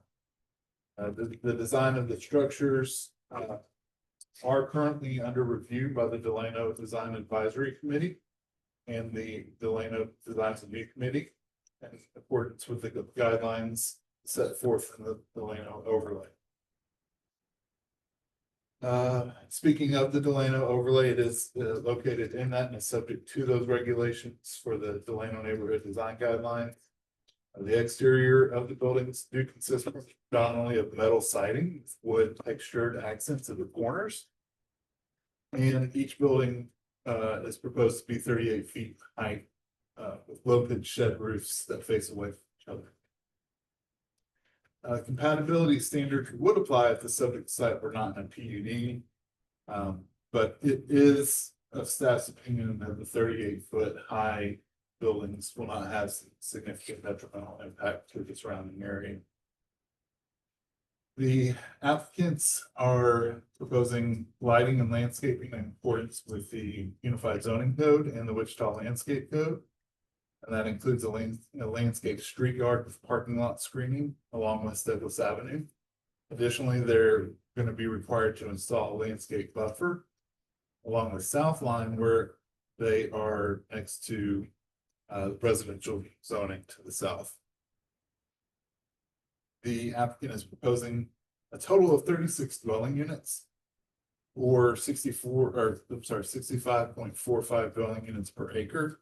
If it were to remain in the LC, that would allow 75.1 dwelling units per acre. So they're actually doing less density than what it would currently allow for.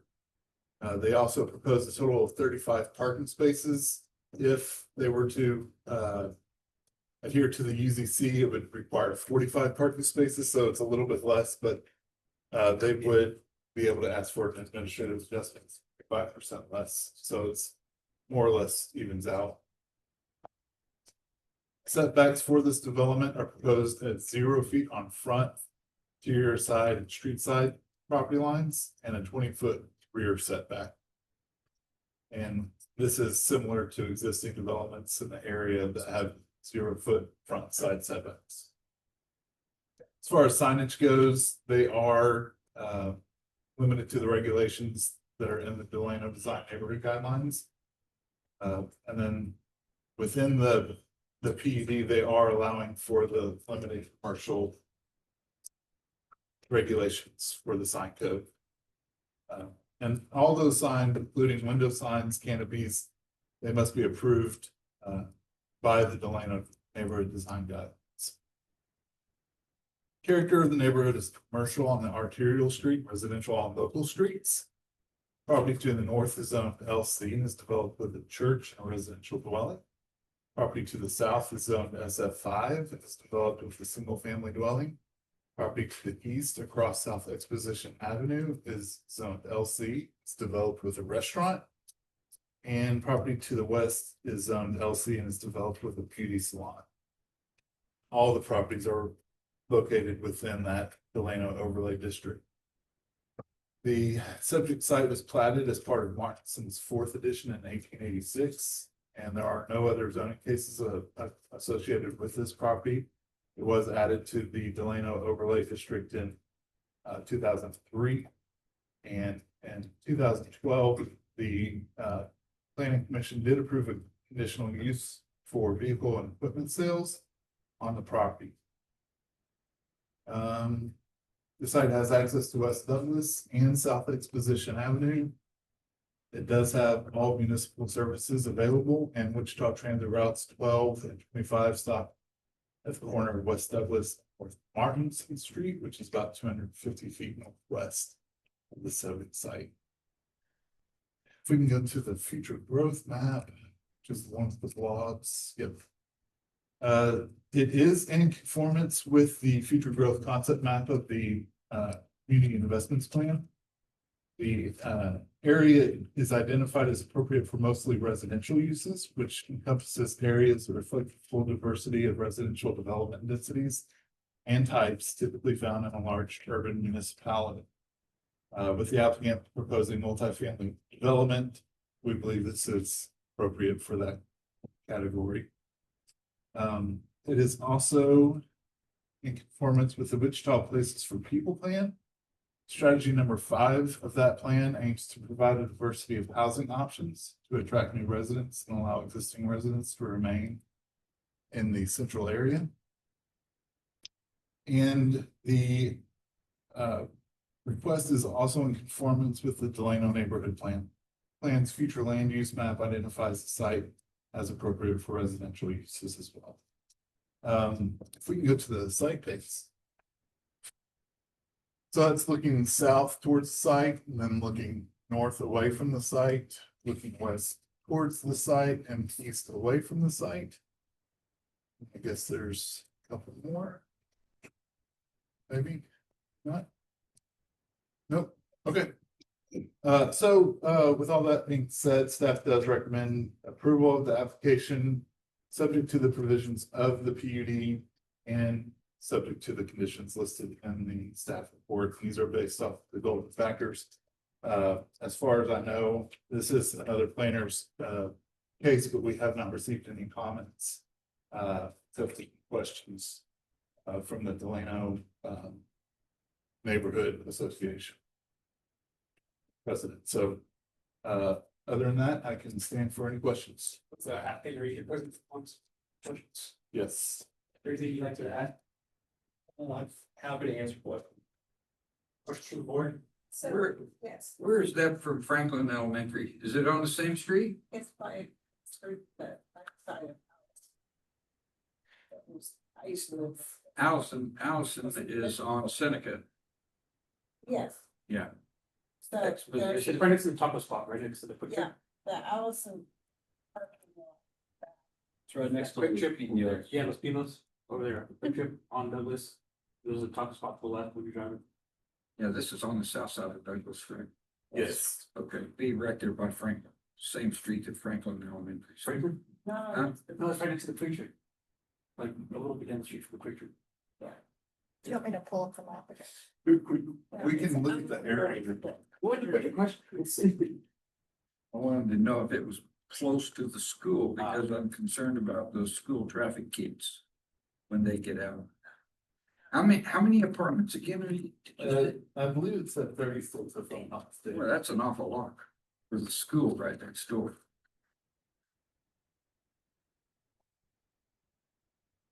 Yeah, 36 building and it's, as it stands, LC zoning, they could have up to 75.1, 75 dwelling units. So it's actually, they're. The library will close in 5 minutes. Please check out all materials, save all documents, and complete all printing at this time. Thank you. Same voice as the airport. So they're proposing less density than.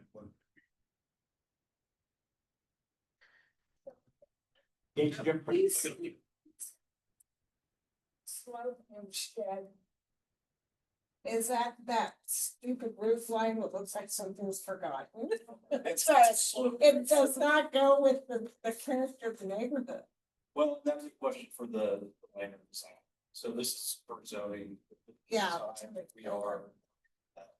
We, you know, east of Seneca, there's a couple pieces of architectural characteristic of everything east of Seneca along Douglas. West of Seneca is not a big match. The sloped roof for us is, if we have a flat roof, it's gonna look like a box and it's gonna cause maintenance issues really quickly. So the sloped roof is intended to reduce maintenance costs over. Yeah, they will be. A Lego is missing. Yeah, we're gonna have that. So that's, that kind of go with line 19 where the development property shall be in accordance with the neighborhood design. Yeah. Okay. Yeah. I'm assuming so we'll have comments from Vincent, so. Yeah, so. See, he's here in agreement by bringing up the line 19. Yeah, so yes, the part of this is, in order to get our building permit, we'll need approval from the land design. Are there any other questions from the board? Moving on to the public, are there any questions coming from the public? Yes, please. Yes, please. Vincent. Brooke, can you give me a thumbs up in front of the camera if you have the slides I sent you? Thank you. First slide. This PUD has been marketed as the Douglas Flats. Vincent, Can you I'm hear gonna me? hop in real fast. Yeah, we don't have the slides. I think Brooke was giving a thumbs up that she could hear you. I don't think it was a thumbs up that she had your slides. Okay, we'll make do with what we can then. This PUD has been marketed as Douglas Flats. In your packet, you'll see that it's attempting to split the zoning baby by declaring this character of this neighborhood to be both commercial on the arterial street and residential on the local streets. But we all know how splitting the baby works, and it never ends well. The neighborhood character is mentioned, and that's part of your golden rules. To understand the true neighborhood character of this area, just put our walkability into action. You will find multiple residential homes that all have front yards. You will find that none of them have 0-foot front setbacks as this proposal has. You will find residential buildings with wood or vinyl siding. I challenge anyone to find a home within a half mile of this site that has metal siding. In fact, that's explicitly forbidden by the neighborhood overlay. You will find many residential buildings with gabled roofs. Some of them will have hipped roofs, but not a single residential building that I was able to find would have a flat roof like a shed or a chicken coop. Now, in your packet, and I apologize for the fidelity, this shows one picture of the house that's across the street. You'll notice that that has a gabled roof. Here's the house that's immediately to the south of the property. That also has a gabled roof. That is typical to these areas. This is the proposed design. You'll notice that they're so embarrassed by it, they didn't include it in your packet. Notice how it has flat roofs that are slightly angled. And if you'd seen the presentation, that's what I was going to show you next. But let me just take a short little walk. Those of you who have never been in the country, this is what a chicken coop looks like. You'll notice the sloped roof that is completely flat. That, folks, is called a chicken coop. That is where you keep chickens, not human beings. There are a couple of other problems in the staff report where they're playing fast and loose with the facts. Specifically, the future land use map on page 4 incorrectly, they pulled the wrong one.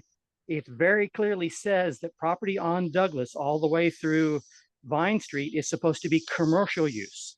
For staff to claim that the Delano plan says that this is appropriate for residential use is not true.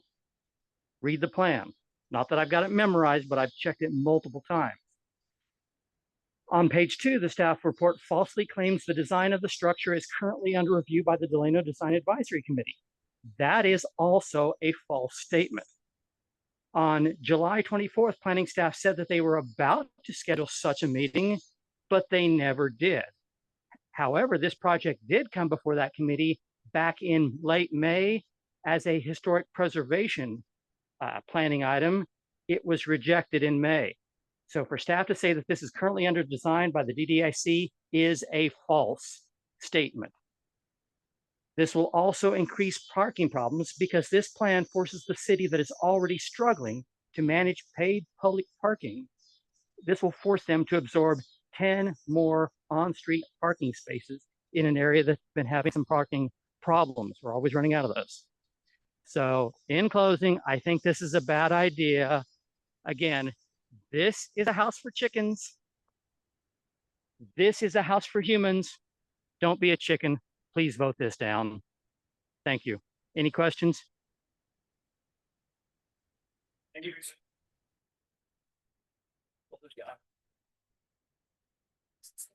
there any other comments or questions? So we are requesting a variance for the parking, so we can request up to 25% variance. This is single bedroom, single bath. The intent behind the design is to make it so that we can pass cost savings on to renters. So this is specifically designed to be workforce housing. Most of the new build, especially in Delano, College Hill, which is where we have our projects, new build is 1,400 a month plus. We are renting these for sub 1,000 average rent. So, I know that we all want brick and stone in our design, and this is a design meeting. This is a zone meeting, and the city staff did an excellent job with their homework. We actually have talked to the advisory committee, the design advisory committee, and we are going back and presenting again. So that was an untrue statement. And I know we want beautiful architectural elements in our buildings, but right now we have a housing crisis in Wichita, and we have a need for affordable workforce housing. And if you can pick beautiful stone buildings, or you can pick, but those costs are going to be passed on to the renters. We can design this to gorgeous, beautiful brick, stone, all that. But then we're going to have another apartment complex that's renting out for $1,800 a month. And we don't need more of that. We need more affordable housing.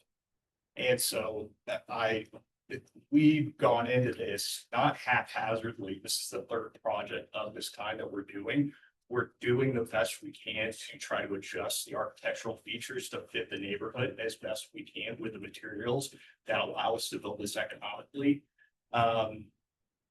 And so if there are comments where there's a economic way we can design this so that we're not increasing our building costs by $500,000, we're open to listening to it.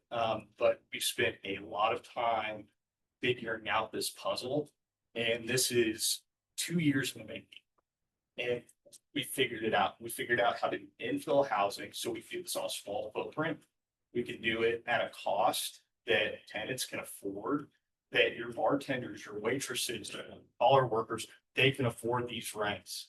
It's not gonna be the white collar workers that are renting the Dumont, you know, that's a great project. We need that, but we have a big gap in our housing in Wichita between the old, you know, we just heard Troy talk about you know, building requirements so that tenants can live safely. Most of the old stuff that's affordable, that's sub 1,000, has black mold. It's aging. It's not great to live in versus all the new stuff. Most of it's 1,400 plus. So there's very little in the middle, and there's absolutely hardly anything in the middle that's new build. And so that's what we're trying to address here. I was just gonna clarify also, you asked about the parking. It's not actually, they're not asking for a variance, just to make sure that's clarified. With the PUD, they can set their own parking requirements. And so if they weren't doing a PUD, then they could ask for a variance. It's not even a variance. They can ask for an administrative adjustment, which is a lower level kind of review.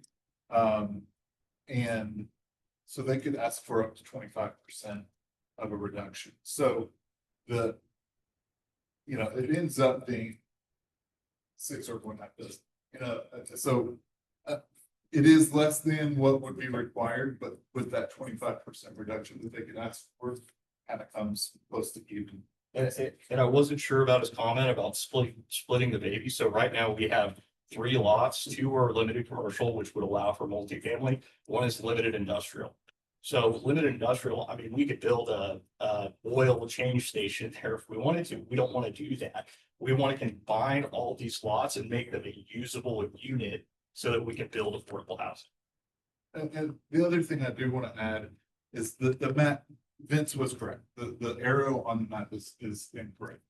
That is something that I will bring back to our planner so that she can correct that for the Delano map. It is not in the correct location, and the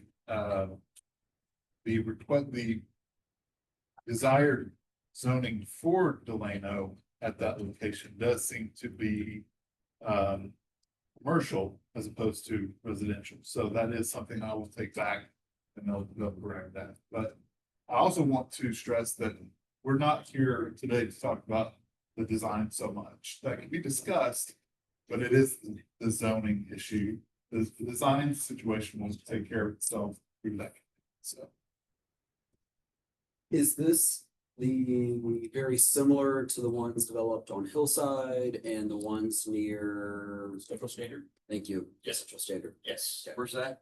Central Standard Brewery over on Hydraulic.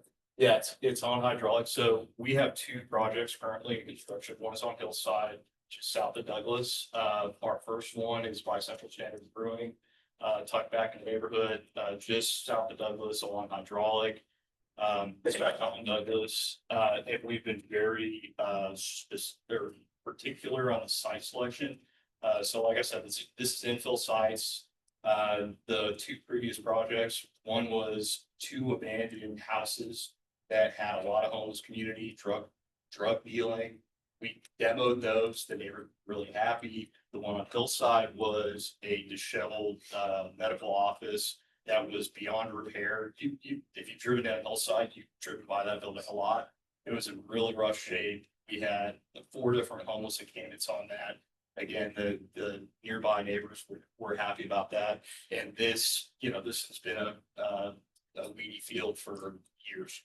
And so what we're really trying to do is we're not trying to destroy, you know, a beautiful architectural building. We're trying to redevelop these sites that aren't being redeveloped. Questions or comments from the board? Oh, we do have one more. And this really kind of has to do with planning, but does the planning look at because that stretch is also gonna be part of the Douglas improvement product. Is the planning been looking at what the improved Douglas is gonna look like? Yes, Okay. and I talked to, The guy. I talked to them, yeah, and because we wanted to make sure that, because they asked for an easement, a temporary easement. I'm sure if you live along Douglas, you got the letter. And I wanted to make sure that that wasn't gonna, prohibit us from. Okay. Construction. So, Your planning is aware of that. yes, Thanks. That's the board. Public. Is there a motion to approve or deny based upon the subject, based upon the following conditions as listed? Sorry. Right. All in favor, aye. All opposed? We have one from that. John, how did you vote? Just stay quiet. No, was he? Okay. I'm a yes. Is that two? Thank you. Thank you. Go on to zoning case 2025-33. Yes, once again, Brad Etherly, MOPD. This case is 2025-00033. For this case, the applicant is requesting a zone change from SF5 to TF3, two-family residential. Hi, Brooke. On a 0.28 acre property located at south of West 50th Street South and approximately 1,900 feet east of South Seneca Street. This applicant has indicated that they would like to use the site for duplex development. And if that was approved, there would be no change in setbacks, parking requirements, or maximum height. The only difference really is that in the SF5, it requires a 5,000 square foot minimum lot size, where TF3 requires 3,000 square feet per dwelling unit, so that automatically makes it a 6,000 square foot minimum lot size. Properties, if we can go to the zoning map. To the northeast and west are primarily zone TF3. While properties to the south and immediately adjacent to the east and west are zoned SF5. Properties to the north are developed with two-family dwellings, and properties to the south are developed with single-family dwellings. And the adjacent lots to the east and west are undeveloped. Property was platted as part of the Angel Acres Second Edition in 2002. There are no other zoning cases associated with the property. It does currently have access to West 50th Street South. All municipal services are available, and Wichita Transit does not provide regular bus service to the area. As far as the plans go, if we go to the future growth map, the requested zone change is in conformance with the community investment plan. The future growth map recommends the site is appropriate for residential, which we've already talked about. So a duplex development is appropriate for this area. It's in partial compliance with the South Wichita Hayesville area plan, which is within. Chapter 5 of the plan discusses the desire for the bulk of undeveloped property within the plan to be developed as single family residential. However, the only other residential classification given in the plan is for medium density residential, which only references multifamily. So since a duplex is closer to single family than multifamily, staff feels like this is a decent use for the residential low density classification that it has. If we go to the site pics.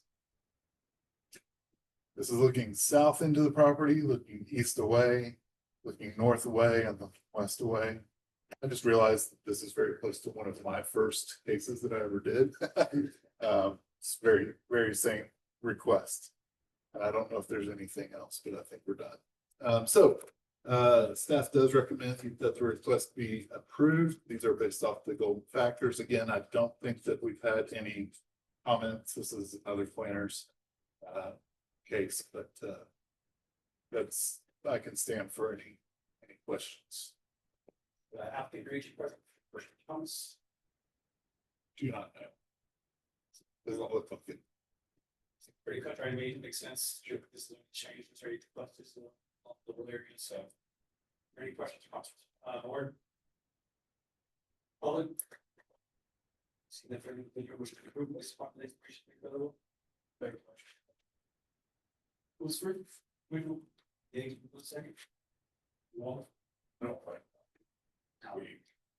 Oh, sure.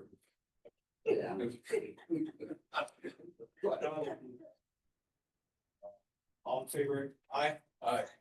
All opposed? Moving on to item 10, on 2025-008. All right, once again, Brad Etherly, May PD. For this case, the applicant is requesting a conditional use to allow an accessory apartment on property zoned SF5.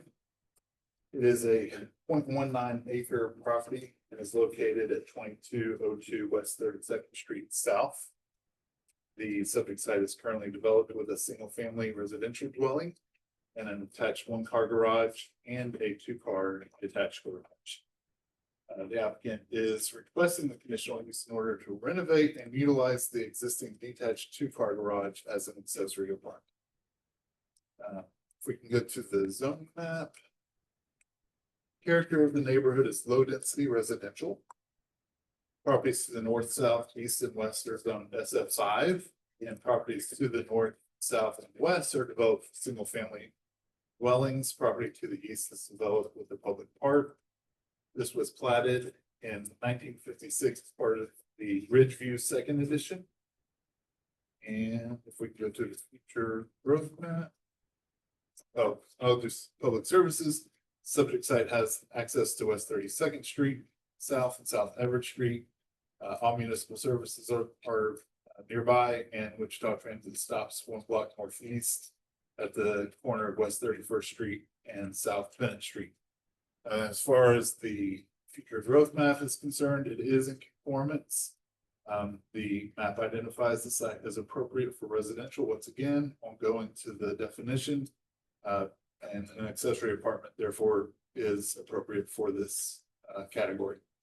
If we go to the site pics, that's looking north towards the site, looking west, looking south away, and then looking east away. And staff does recommend that the conditional use be approved, again, based off the golden factors. Subject to the conditions that are listed in the report. And as far as I know, again, we have not received any public comments. I stand for any questions. Yeah,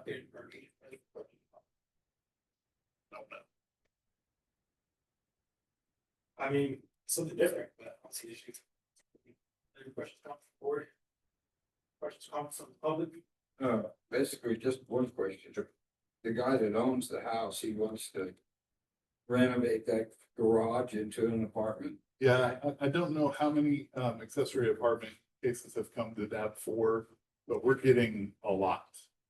He may want to do it for his kids or It something. could be for his kid, it could be for aging parents. Back in the day, we called it mother-in-law. Mother-in-law, sweet, yep. It is not, it doesn't have to be for family members, they could rent it out. But we are, and Councilmember Plastock can maybe speak to this better, but there's ideas that talks about just having it as an administrative permit to allow, because we're getting so many and 99% get approved. So very common, maybe not as much in depth for, but all over the city, we're getting off to. Any questions from the board? Comments? I make a motion, we approve. Second. Second. All in favor? Aye. Aye. Opposed? Right. Move on to column 25-001. All right. And you spent it all night. I know, right? Yeah, you're working out those shoes walking back. Got some comp time coming soon. No, it's fine. This one is on 2593, once again, Brad Etherly with the MAPD. Which always sounds like the police department. It is what it is. I do not. For this case, the applicant is requesting an amendment to a conditional use, to extend approved hours of an entertainment establishment in the city. From 12 to 10, that was the originally approved hours, to 12 to 1 a.m. on Fridays and Saturdays. The site is zoned LC limited commercial and is located within 300 feet of residentially zoned properties. It's a 1.35 acre site and is located at 1040 West Pawnee Avenue. So this case came before you guys just about a year ago on October 15th, 2024. The city council did approve conditional use to request the permit for an entertainment establishment in the city. The applicants would like to amend condition number 1, which is requesting those hours be extended from noon to midnight, or I'm sorry, noon to 10 to noon to 1 a.m. on Fridays and Saturdays only. This amendment stems from an anonymous complaint made against the property to the zoning enforcement division from a nearby neighbor. The complaint was that the events taking place on the subject site were extending beyond the allowed time frame, according to the conditions of approval. And so the applicant wants to make it legal to not be in conflict with those conditions. The subject site borders a church to the north, which is SF5 residential, and then to the north and east. Those are both within the 300-foot threshold requiring the conditional use approval. And then also noise compatibility standards would apply because it's within 500 feet of residential zone property. The UZC does require screening of commercial properties, and they weren't screened to the north that were facing that were abutting the church property. But we'll see in the pictures that they have done that, so they have met those requirements. The subject site is part of a larger commercial strip development. We can get to the zoning map.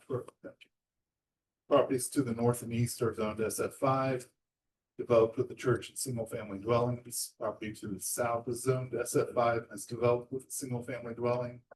Property to the west is zoned LC and is developed with vehicle repair.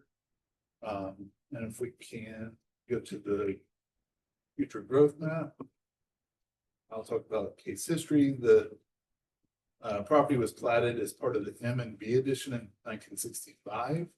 And other than the conditional use that was approved last year, no other zoning cases have been associated with the property. Subject site has access to South Seneca Street and West Pawnee Street, or West Pawnee Avenue. They have all municipal services, and Wichita Transit does serve the site on corners of Seneca Street and Pawnee. So the proposed application is not in conformance with the future growth map. The map identifies the area to be appropriate for commercial, but staff's reasoning is that it's not buffered from the low density residential uses by other types of development. This lack of buffering was the basis for the original hours to go from noon to 10 p.m.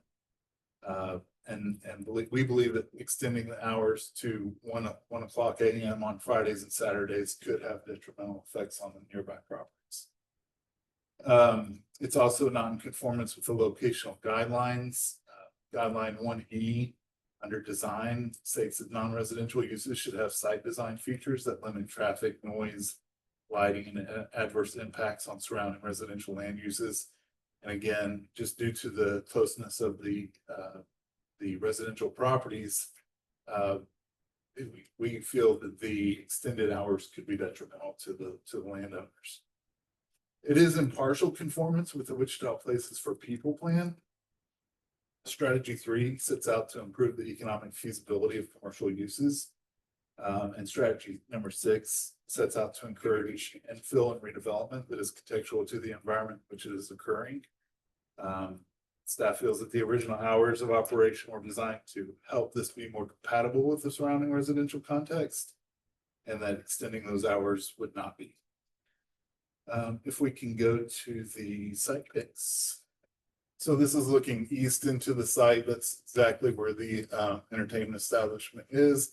This is looking north away, so you can see that they did comply with that screening standard by putting up a fence. And it actually kind of curves there. Behind that fence is an alley. And so they did do it to where they can have that fence, that screening, and not block off any alleyway.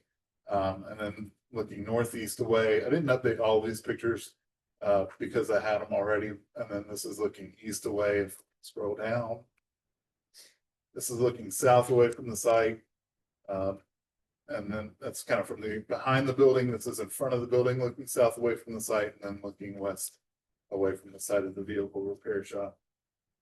So staff does recommend denial. However, if DEP 4 determines that the requested amendment be approved, there are amended conditions that you could adopt, including it's just two, but I'll kind of point out number one, that entertainment hours shall be between the hours of 12 noon and 1 o'clock AM, and that all compatibility noise standards shall apply for the UZC.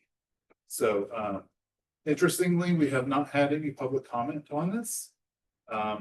So this is my case. I can speak to it. Haven't heard us from a soul, which is interesting. But with that, I can stand for any questions. I know the applicant is here as well. Agents, or anything like that, addition? Kathy, would you like?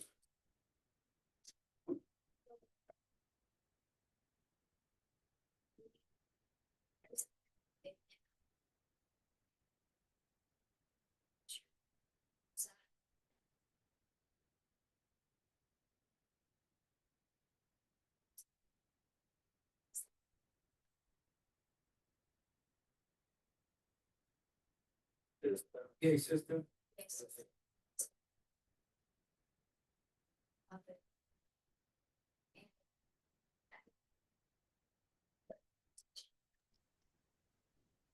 Can't hear her. You can speak up back there. Yeah. Sorry.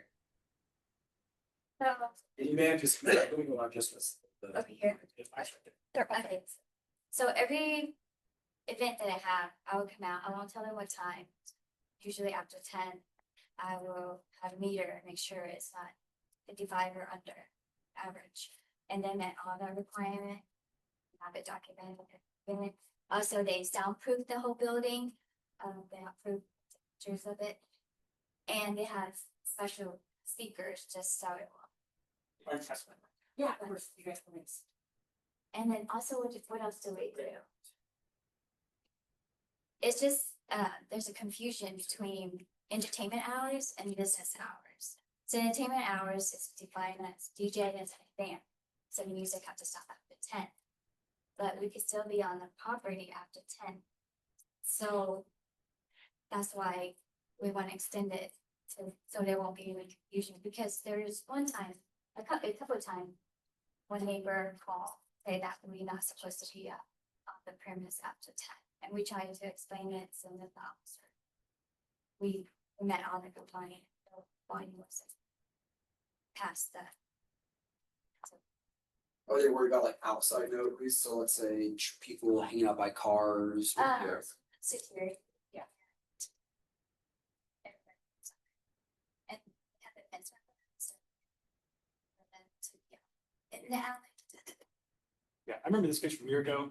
Looks like you guys made all the changes. You said you were gonna make on the exterior.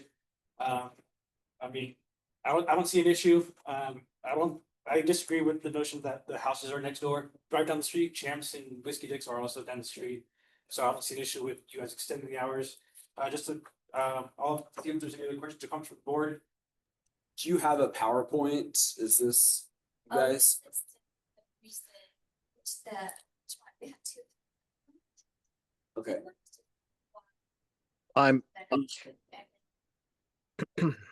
You want to briefly just run through that since you took time to come up with it?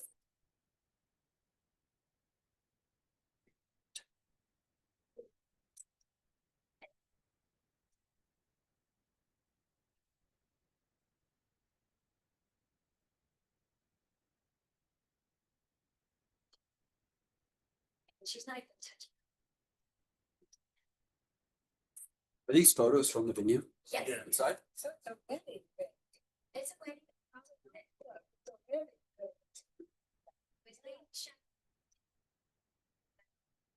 We don't. Every weekend loud at home. So I thought that they did that. So and then, they just better revenue for us. And then it's just like you're having a wedding and they call the cops on you. It just kind of ruined your day, but we didn't do anything wrong. They have shut us down. So I just wanted to have it. But we still comply with all the rules. RS. And in that area, we have bad traffic. Everything's a video games, it's kind of helping. Because there's people who don't want. And then there's I have a slide for nobody's pictures. I don't know, pull it up, it's so big. Yeah, but and it's pretty dry instead of an attachment. But I've given to everybody. Yeah, we'll press it around. You said you come out for every event to be able to measure the sound? Wow. Pretty sure. Going for the party. No. I wish other people knew that. There's nobody that's come before us and said they went out to every event and measured sound noise for it. No, I have to understand where she's coming from too. Of course. Because I wake up at 6 in the morning, I'm gonna use my. So I want to be sure. We want to do our business correctly and be peaceful with our neighbors, so.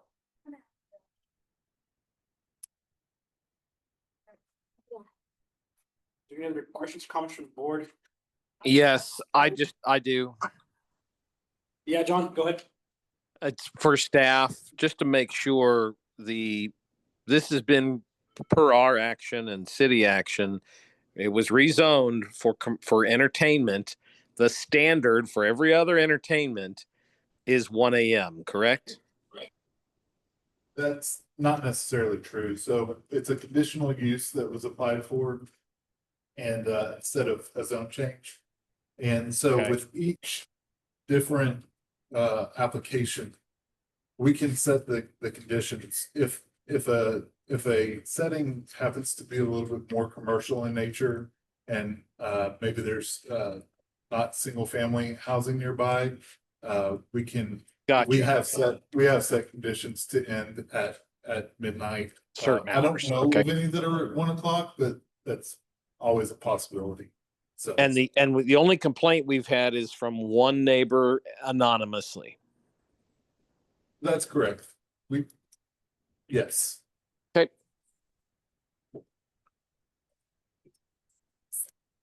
Yes, there's like several houses directly behind.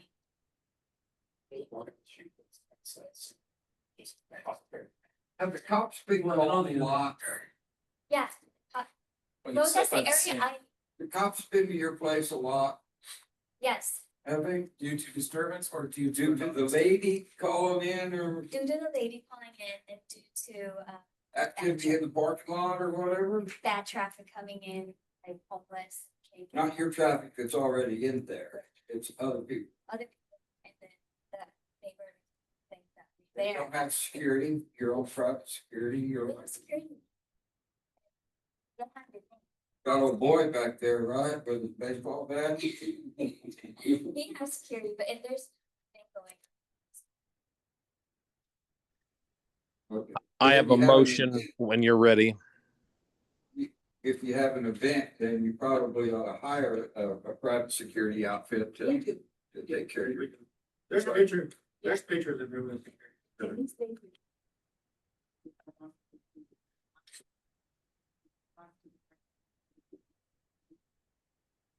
Sure. Yeah. Well, I'm, John, you said you had a motion? Yeah, I make a motion to approve with the change noon to midnight. Uh, Chief? You have the, for 1 AM. No, midnight. That's, Bring it back to board. Yeah, okay. Would that have to send it back to MAPC? Yeah. Well, Then make it MAPC is 1 not AM. working, so. Then make it 1 AM, noon to 1 AM. I'll second.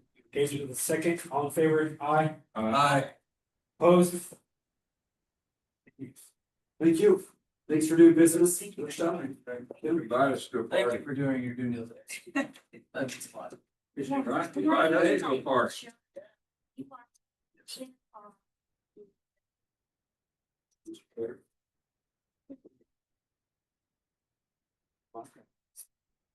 All right, moving on to board agendas, board agenda, we got updates, issues, and reports from Councilman Glassbottom. Okay, it's been a long meeting, so I'll answer any questions.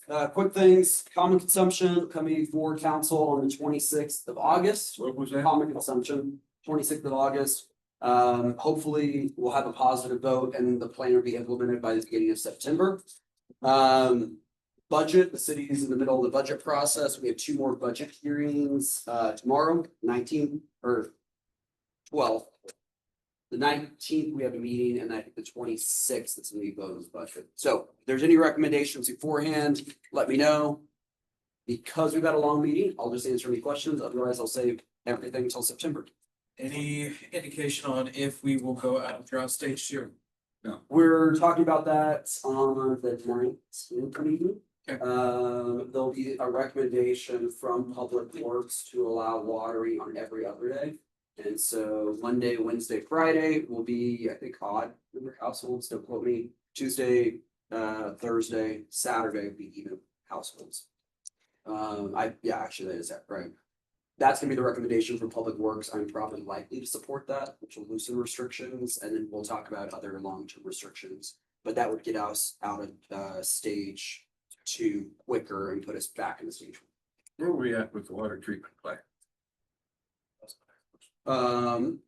Pending legal advice, I could probably not say when it will officially open, but we're hopeful and try the end of this year. Goodness sakes. So we're It's been done how long? We had problems with the clarifiers. The developer has come out to fix the clarifiers again. Now we have to retest the water to make sure everything's working. So once the water is tested to KDHE standards, we'll officially transition from the city of Wichita to the water provider. Or from Wichita Water Works to the city. And you approved hiring a private security firm to watch it? Correct. At what cost? I don't remember that. I'll get you the exact amount. We specifically approved it because of national security interest too. Water's definitely a target. We had cyber attack previous. So they're not just gonna watch the grounds, they're watching the equipment so it doesn't get. They're watching everything. Cyber attack. They're watching the entire complex. So I got that right, they're using third party? Third party, yeah, it's not WPD. Why are we not using WPD? WPD is strained pretty thin right now, and to put to station, let's say 4 officers out there 24/7 is a pretty significant ask when they're going to call out. We talked with 7 counties.